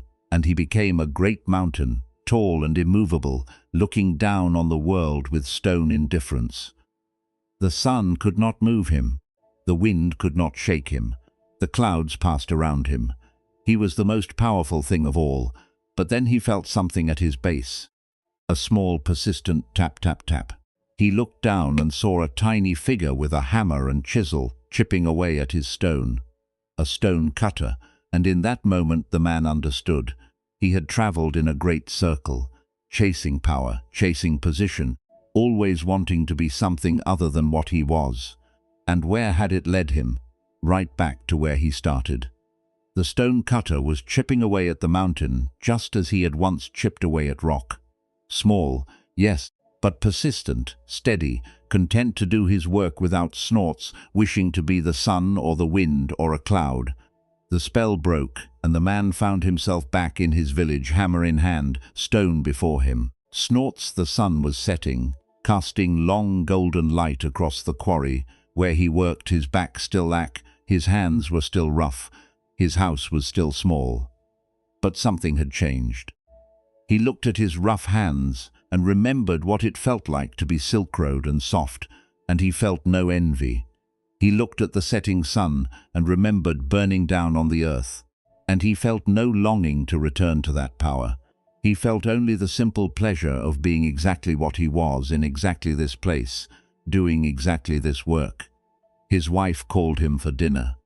He set down his tools and walked home, noticing the quality of light, the smell of cooking fire, the sound of his neighbors talking in their doorways. He had walked this path 1,000 times without seeing it. Tonight, he saw it. At dinner, his wife served the sames and vegetables they ate every night, but tonight he tasted it. He was present for the meal in a way he had never been before, when his mind was always reaching towards something better, something more. "You seem different," his wife said, watching him. "I went on a long journey today," he said. "And I ended up right back here, and for the first time, I don't want to be anywhere else." He lived the rest of his days as a stone cutter. He never became wealthy or powerful or famous. But he had found something that wealth and power could never buy. The ability to be satisfied with his own life as it actually was, without needing it to be something else first. This story points to something important about the nature of wanting. We think that if we just get the next thing, we'll finally be satisfied. If we just achieve the next goal, reach the next level, acquire the next possession, then we'll be happy. But the goalposts keep moving. There's always something more to want, always another rung on the ladder, always someone who has what we don't. The stone cutter discovered what Buddhist teachers have been pointing to for thousands of years. That the problem isn't with what we have, but with the endless wanting itself. Peace doesn't come from getting more. It comes from realizing that what you have is already enough. This doesn't mean you stop working or striving or improving your life. The stone cutter still cut stone after his adventure. He still did his work, still earned his living, still participated fully in life. But he did it without the gnawing sense that he should be somewhere else, doing something else, being someone else. There's a word in Buddhism for this kind of contentment, santosa. It doesn't mean complacency or settling for less than you deserve. It means finding the sufficiency in what is even while you work toward what could be. It means being at peace with this moment, even as you take steps toward the next. A student once went to a famous Zen master with a question that had been troubling him for years. "Master," he said, "I have read all the teachings. I have practiced meditation diligently. I understand that I should be content with what I have, but am not I still want things? I still feel that something is missing. What is wrong with me?" The master didn't answer right away. Instead, he invited the student to join him for the midday meal. They sat together, and the master served them both rice and vegetables. Simple, fare, nothing special. The master ate slowly, with obvious attention. He seemed to be enjoying every bite as if it were the finest feast. The student ate quickly, barely tasting the food, eager to get back to his question. When the meal was finished, the master set down his bowl and looked at the student. "Did you taste the rice?" The student hesitated. "I ate it, yes." "That's not what," I asked. "Did you taste it? Were you there for the eating of it?" The student realized he had barely noticed the food. He had been thinking about his question, about what the master would say, about his problem with contentment. The rice had just been fuel consumed while his mind was elsewhere. "Most people," the master said, "eat their rice while thinking about something else entirely. They sit with friends while planning tomorrow. They walk through beautiful gardens while rehearsing arguments. They lie in comfortable beds while worrying about things that may never happen. And then they wonder why they are not content." He smiled gently. "You say you want to be content with what you have, but you're never actually with what you have. Your body is here, but your mind is always reaching for something else.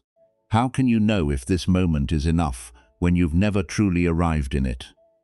But the wanting, the student pressed, the feeling that something is missing. Clear as throat, it's always there. The wanting is just another experience arising in consciousness. The master said, "It comes, it goes. Like everything else, you don't have to obey it. You don't have to believe it when it says this isn't enough. You can notice the wanting without following it anywhere." He picked up the empty rice bowls. "Tomorrow, when you eat, just eat. When you walk, just walk. When you sit, just sit. Not to achieve contentment, but just to be where you are. Contentment doesn't come from getting what you want. It comes from being fully present for what you already have." The student began to practice in this way. It wasn't easy. His mind had spent decades reaching for the next thing, and it didn't stop reaching just because he told it to, but he kept coming back. When he noticed he was eating while planning, he returned to the taste of food. When he noticed he was walking while worrying, he returned to the feeling of his feet on the ground. At first, he could only manage a few moments of true presence before the mind pulled him away again. It was frustrating. He had expected that understanding the teaching would make it easy to practice. But the gap between understanding and embodiment was vast. He returned to the master after several weeks discouraged.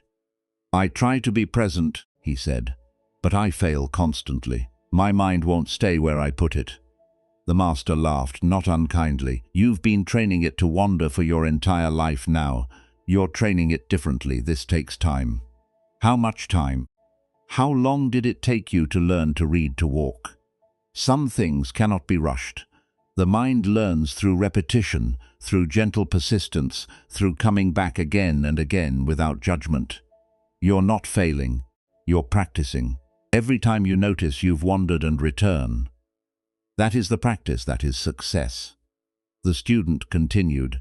He stopped expecting quick results. He stopped judging himself for wandering. He just kept returning day after day, meal after meal, step after step, and slowly something shifted. Not all at once, but gradually.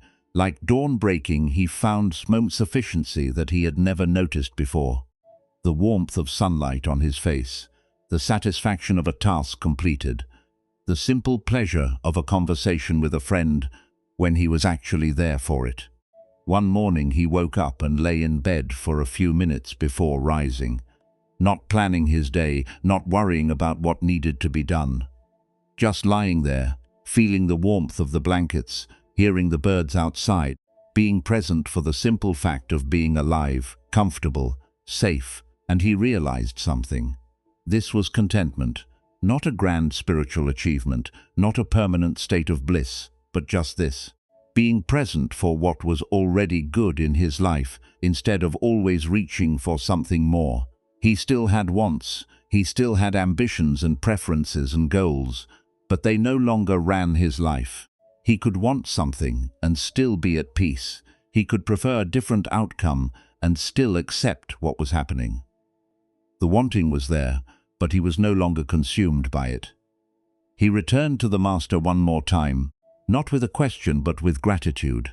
"I understand now," he said. "Contentment isn't somewhere else. It's here, when I'm actually here for it." The master smiled and poured them both tea. "Then let's drink tea," he said. And they did. This is what contentment actually looks like. Not the absence of desire, but a different relationship to desire. Not getting everything you want, but being present for what you have. Not achieving some special state, but simply arriving fully in the ordinary moments of your life. Anxiety feeds on the belief that this moment is not enough, that you should be further along, that things should be different, that you can't rest until various conditions are met. But conditions are never perfectly met. There's always something that could be better, always some threat on the horizon, always some gap between how things are and how you think they should be. The practice of contentment doesn't close that gap. It teaches you to live peacefully with it, to stop demanding that reality match your preferences before you'll allow yourself to be okay, to find the sufficiency that exists in every moment if you're present enough to notice it. There's a famous Zen exchange that goes like this. A student asks the master, what is enlightenment? The master, when hungry, eat. When tired, sleep. The student is confused, but everyone does that. What's special about eating when hungry and sleeping when tired? The master shakes his head. No, most people when eating are thinking of 1,000 things. When sleeping, they are dreaming of 1,000 worries. Eating is not eating. Sleeping is not sleeping. They are never where they are. This points to something essential. We think contentment is about having the right circumstances, the right job, the right relationship, the right amount of money, the right state of health. But Zen suggests it's about something much simpler and much harder, actually being present for your circumstances, whatever they are. When you're fully present, even simple things become rich. A cup of tea becomes an experience of warmth and taste and comfort. A walk becomes a conversation with the world through your senses. An ordinary conversation becomes a genuine connection. But when you're not present, even wonderful things feel empty. You're on vacation, but thinking about work. You're with people you love, but mentally rehearsing conflicts. You're surrounded by beauty, but scrolling through your phone. Contentment isn't something you find out there in better circumstances. It's something you cultivate in here through the quality of your attention. Let's be honest about something. This teaching is hard. We live in a culture that constantly tells us we're not enough, that we need more, that satisfaction is just one purchase or achievement or transformation away. Advertising depends on your dissatisfaction. Social media shows you everyone else's highlight reel while you live your ordinary days. The message that you might already have what you need is almost revolutionary in its simplicity. Buddhism doesn't ask you to pretend you don't have real problems or to be satisfied with genuinely harmful situations. If something needs to change, work to change it. If something is truly wrong, address it. Contentment isn't passive acceptance of injustice or suffering, but it does invite you to examine the voice that's never satisfied, that always finds something wrong, that won't let you rest even when rest is appropriate. It invites you to question whether your anxiety is actually helping you or just adding another layer of suffering to whatever you're facing. Often when we look honestly, we find that the anxiety isn't protecting us or preparing us. It's just noise. The problem would still be there without the anxiety. We could still address it, probably more effectively from a place of calm presence rather than frantic worry. The anxious mind tells us that contentment is dangerous, that if we stop worrying, we'll become complacent, miss something important, fail to prepare for disasters. But this isn't true. You can be content and still take care of what needs taking care of. You can be at peace and still work toward your goals. You can accept this moment as enough and still move thoughtfully into the next one. In fact, contentment often makes us more effective, not less. When we're not wasting energy on anxiety, we have more available for actually living. When we're not constantly reaching for the next thing, we can see more clearly what's right in front of us. Here's a simple practice you can try. Right now, wherever you are, ask yourself what is actually wrong with this moment. Not what might go wrong tomorrow, not what went wrong yesterday, not what could go wrong in the imagined future. Your mind is constructing right now in this specific moment. What is actually wrong? Usually, when we ask this question honestly, we find that the present moment is okay. We're breathing, we're alive, we're not in immediate danger. Whatever problems we have exist in other times, in memories or projections, not in this specific instant. This doesn't make the thoughts go away. It doesn't solve anything, but it creates a small gap, a moment of perspective. You can see that the anxiety is about something other than right now, and right now is actually okay. Try it again. Right here, right now. Are you okay? The roof over your head if you have one, the breath in your lungs, the fact that you're able to listen to these words, that you have the time and inclination to seek peace. These are not nothing. These are in fact quite a lot. This is not about ignoring real problems or pretending everything is fine. It's about recognizing that most of the time, in most moments, we have what we need. The insufficiency we feel is usually about some other moment, some imagined scenario, some comparison to what we think we should have. This is the beginning of contentment. Not a grand declaration that everything is perfect, but a simple recognition that this moment as it is workable. You can be here for it. You can meet it. You don't have to wait for better circumstances to begin being present for your life. The stone cutter traveled through all those forms, seeking power and position, always thinking the next thing would finally be enough. But he could only find peace when he stopped running, stopped wanting to be somewhere else, and settled into being exactly where he was. The student ate his rice while thinking about contentment, missing the contentment that was available right there in the eating.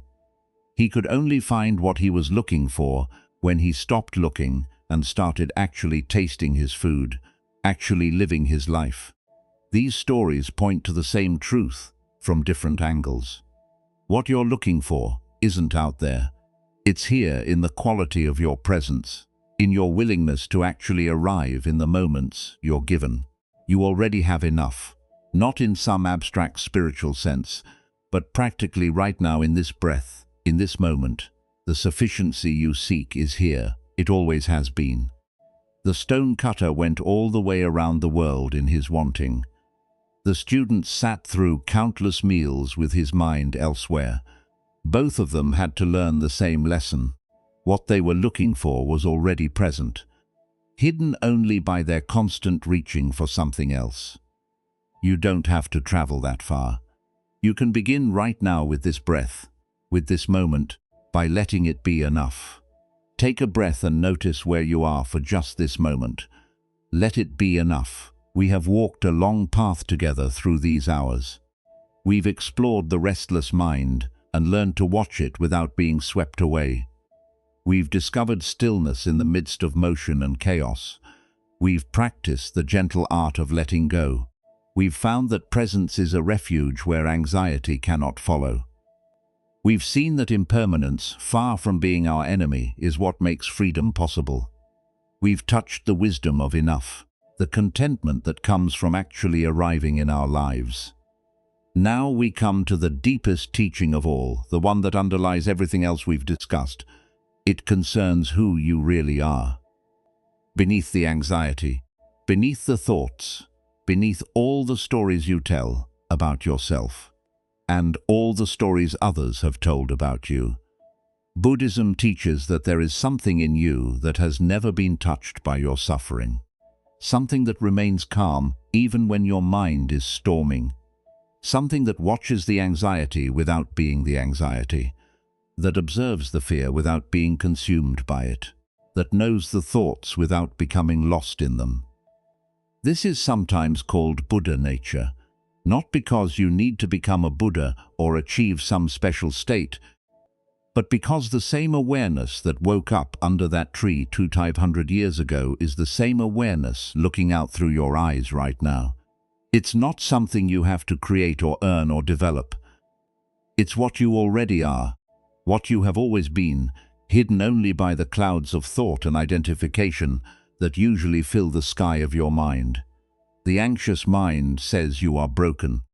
It says something is fundamentally wrong with you, that you need to be fixed or healed or transformed before you can be at peace. It points to all the evidence of your suffering and says, "See, you're a mess. You'll never be okay." But Buddha nature says something different. It says you are already whole. The peace you seek is already present here, now in this very moment. You have simply forgotten where to look. You've been searching everywhere out there for something that has been right here all along. There is a famous Zen story about two monks standing outside their temple, watching a flag flutter in the wind. It was a warm afternoon, and they had just finished their midday meal. The temple flag inscribed with sacred symbols was dancing in the breeze, and the two monks had stopped to watch it on their way back to the meditation hall. "The flag is moving," said the first monk, a young man who had been at the temple only a few years. "No," said the second monk, older and more experienced. "The wind is moving. The flag itself does nothing. It's the wind that creates the movement." "But look at it," the first monk insisted. "The flag is clearly moving. I can see it with my own eyes. The flag goes back and forth, rippling and waving. How can you say it's not moving? The flag only appears to move because the wind pushes it. Without wind, the flag would hang still. Therefore, it's the wind that truly moves. The flag is passive." They argued back and forth, each convinced he was right. "The flag is moving. No, the wind is moving. The flag, the wind." Their debate grew heated, voices rising, neither willing to concede. Other monks began to gather, some taking one side, some the other. What had started as an idle observation was becoming a full-scale philosophical dispute. A senior teacher happened to be passing by and overheard their argument. He stopped and watched them for a moment.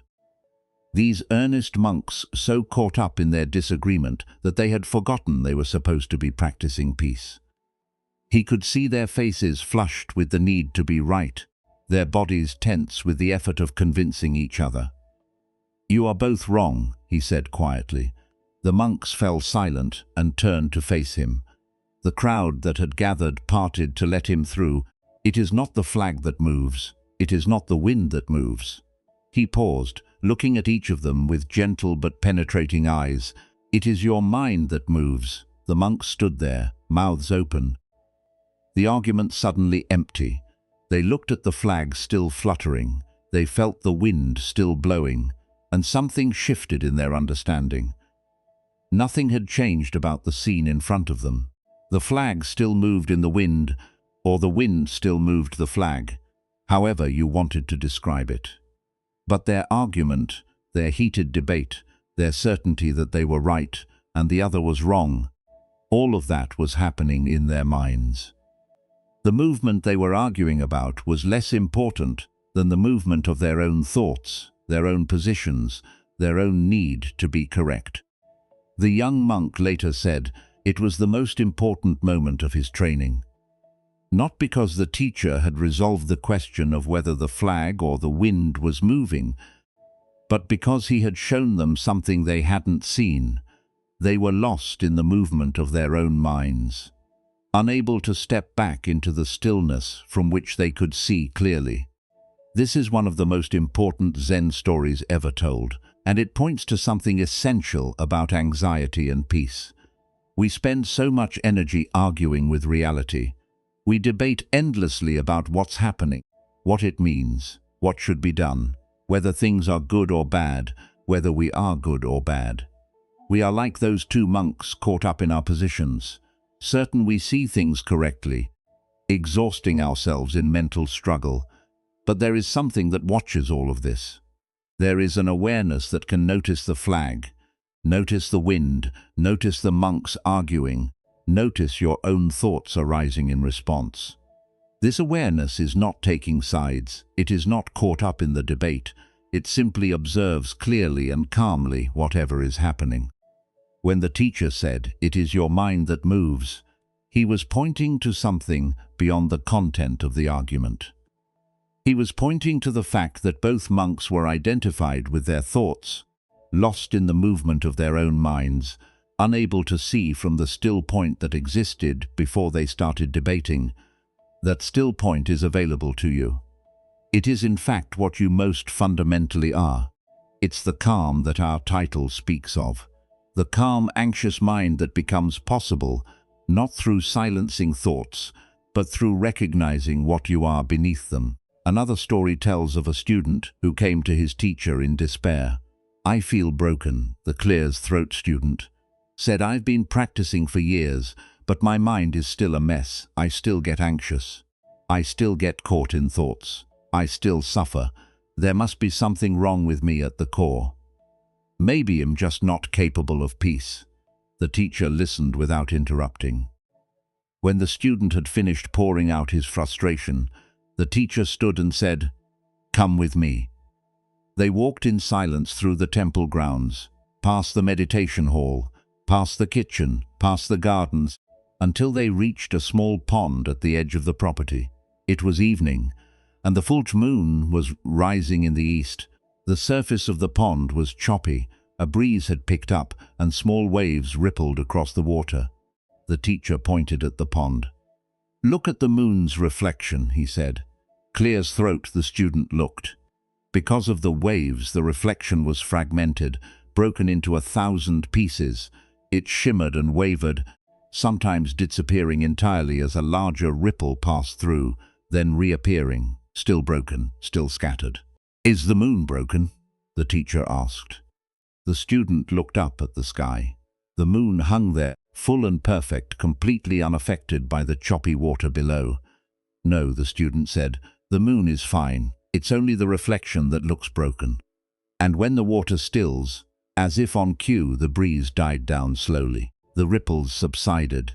The surface of the pond grew calm, and there in the water the moon's reflection appeared, whole and perfect, a mirror image of the sky above. "The moon was never broken," the teacher said. "Even when the reflection was scattered, the moon itself remained whole. The disturbance was only on the surface." He turned to face his student directly. "You are like that moon. Your true nature has never been broken, never been damaged, never been touched by any of the storms that have passed through your life. When your mind is choppy, when thoughts and anxieties ripple across the surface, you look at the reflection and think you are broken." Clear's throat, "But that's not what you are. That's just the surface." The student stared at the now still pond, at the perfect moon reflected there. "Then why does it feel so broken?" he asked. "Why does the suffering feel so real?" "Because you identify with the ripples instead of the moon. You look at the surface and think that's who you are. But the surface is just activity. It comes and goes beneath it. You remain whole, untouched." Perfectly at peace, they stood together for a long time, watching the moon in the water.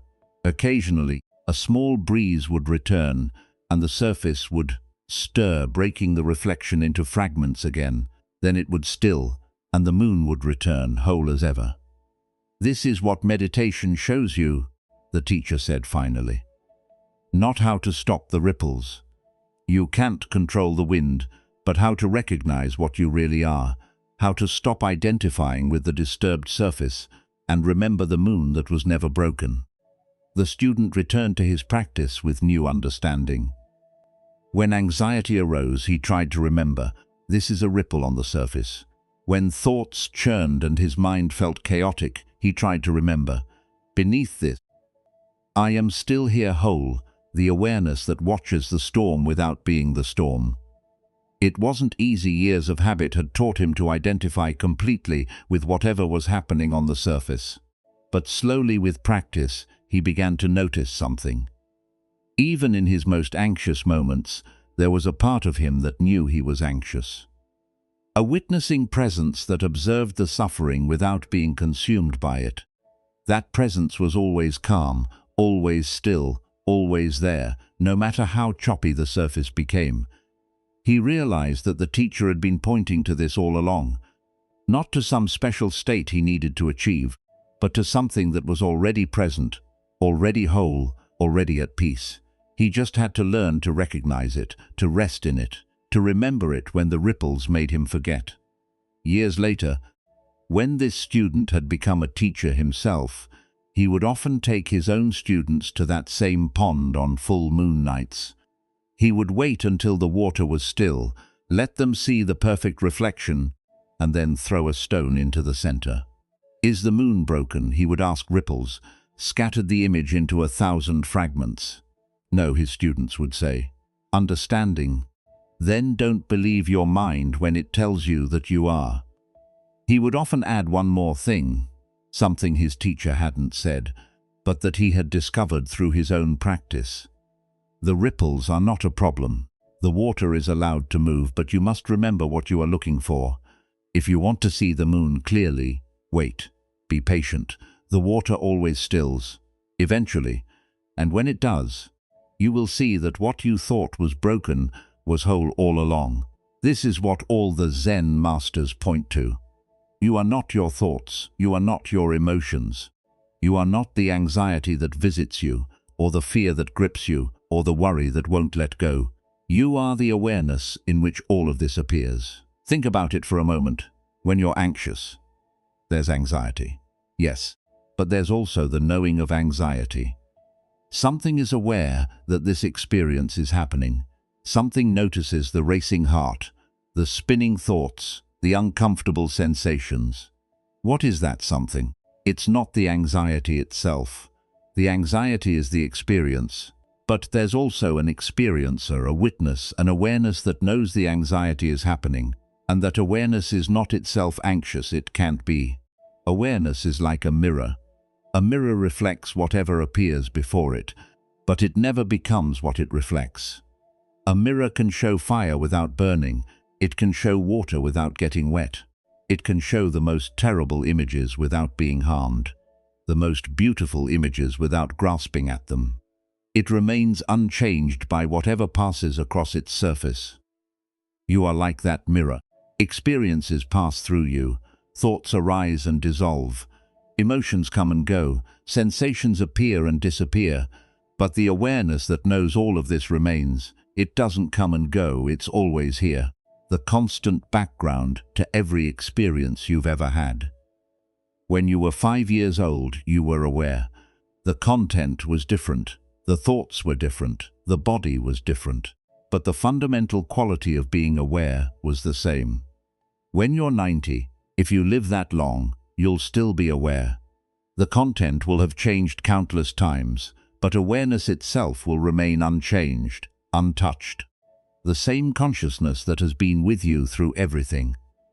This is what the Zen masters are pointing to when they talk about your true nature. Not some mystical state you have to achieve, but the simple fact of awareness that is present right now, in this very moment, reading these words. And when you rest in that awareness, instead of being caught in the content that passes through it, something shifts. The anxiety might still be there, but you're not identified with it. The thoughts might still spin, but you're watching from a place of stillness.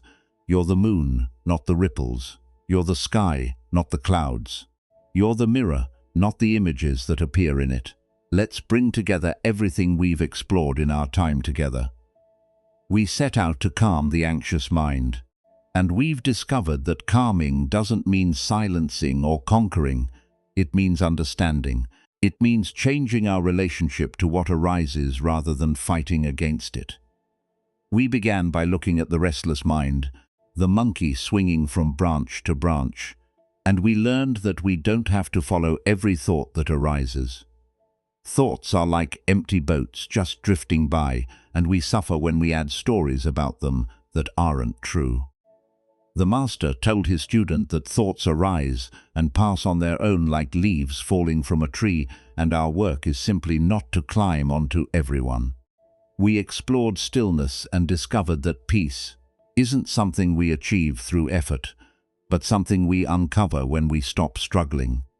Like the tea master facing the samurai, we found that presence itself is power, and calm is available even in chaos.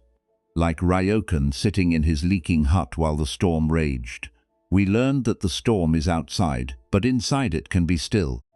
We practice the gentle art of letting go, releasing our grip on how we think things should be.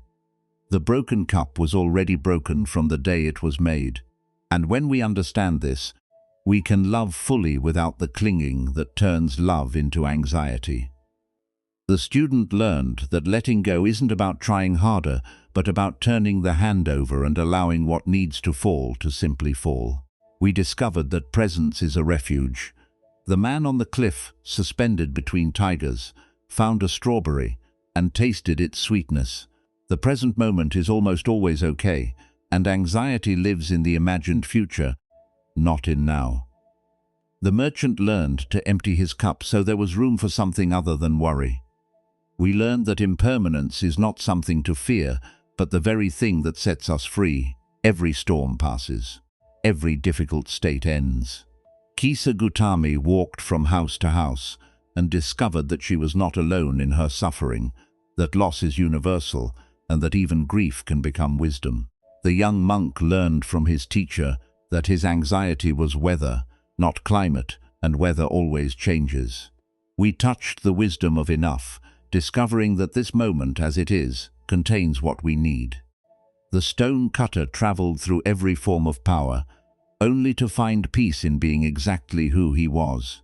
The student finally tasted his rice after years of eating while thinking about something else.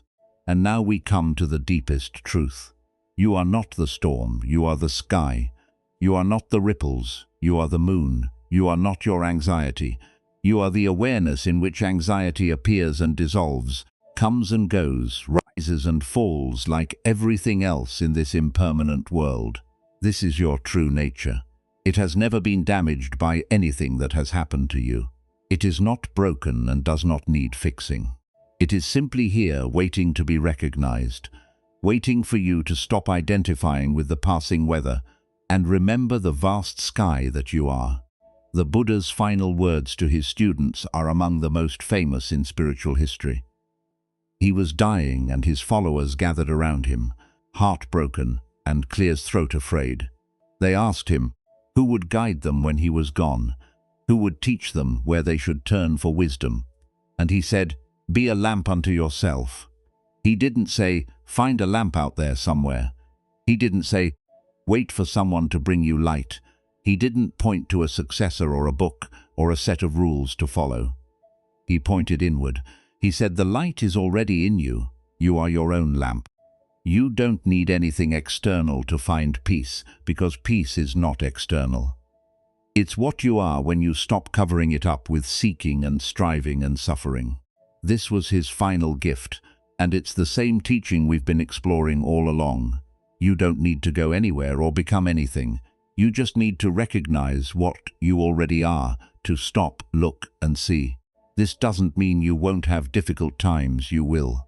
You're human, and human life includes pain, loss, uncertainty, and fear. The thoughts will still come, the emotions will still arise, the storms will still blow through. Being awake to your true nature doesn't mean you stop being human. But you can meet all of it from a different place now. From the place of stillness that exists beneath the noise, from the awareness that watches without being swept away, from the moon that remains whole no matter how choppy the surface becomes. When the Buddha told his students to be lamps unto themselves, he wasn't abandoning them. He was telling them the deepest truth he knew, that they already had everything they needed, that the teacher they were looking for wasn't outside them, wasn't going to die with him, wasn't something they could lose. It was their own awareness, their own capacity to see clearly, their own true nature that had been there all along. The same is true for you. You are already home. You have always been home. The peace you've been seeking everywhere else has been right here, waiting patiently for you to turn around and notice it. Anxiety will visit again. It's part of having a human mind. part of the ancient programming that once kept your ancestors alive in a dangerous world. When it does visit, you can remember what you've learned. You can watch the thoughts without believing them. You can let the emotions move through without identifying with them completely. You can return to your breath, your body, this present moment. You can remember that everything passes, that this too shall pass, that you have survived every storm so far. And beneath all of that, beneath the coming and going, the rising and falling, the endless movement of experience, you can rest in the simple truth of what you are. Awareness itself, the witness, the sky that holds all weather without being harmed by any of it. The moon that no amount of ripples can break. This is not something you need to become. It's something you already are, remembering itself through you waking up in this very moment. Every time you notice that you are aware, you are touching your true nature. Every time you step back from the content of experience and rest in the awareness that knows the content, you are coming home. The journey to calm the anxious mind ends where it began, right here, right now, in this breath, in this moment, in this awareness that has been with you all along. There is a final story, and it's the simplest of all. A student asked a Zen master, "What is the most important thing?" The master said, "Attention." "And what is the second most important thing?" "And the third?" "Attention." That's the whole teaching. Pay attention. Be present. Notice what is without adding stories. Return again and again to this moment, this breath, this awareness that you are. Everything else we've discussed is just elaboration on this one simple point. The restless mind calms when you pay attention to it, rather than being lost in it. Stillness arises when you pay attention to the present moment. Letting go happens when you pay attention to how you're holding on. Presence becomes a refuge when you pay attention to being here. Impermanence reveals itself when you pay attention to how everything changes. Contentment emerges when you pay attention to what you already have. And your true nature is recognized when you pay attention to who is paying attention. You don't need to go anywhere. You don't need to become anything. You just need to wake up right here, right now, to what has been true all along. You are not your anxiety. You are the calm awareness in which anxiety comes and goes. You are not your restless thoughts. You are the stillness that watches them rise and fall. You are not your suffering. You are the peace that holds all suffering with compassion. This is who you have always been. This is who you will always be. And in recognizing this again and again, moment after moment, you find the calm that no storm can touch, the peace that passes understanding, the home you never really left. Rest now as what you are. Let everything else come and go. Every breath is an opportunity to return. Every moment of noticing that you've wandered is a moment of waking up. You can't get this wrong. You can only keep practicing. The Zen stories and Buddhist teachings we've explored come from a tradition that has helped people find peace for over 2,000 years. You're not alone in this. Countless others have walked this same path, felt this same restlessness, and found their way through. You are part of a long lineage of seekers who discovered that what they were looking for was never far away. The peace you seek is already here. It lives in the stillness beneath your thoughts, in the awareness that watches everything come and go, in the simple fact of being present for your own life. Be gentle with yourself. Be patient with the practice and know that you can return to this refuge whenever you need to. Sleep well. And thank you for joining us here at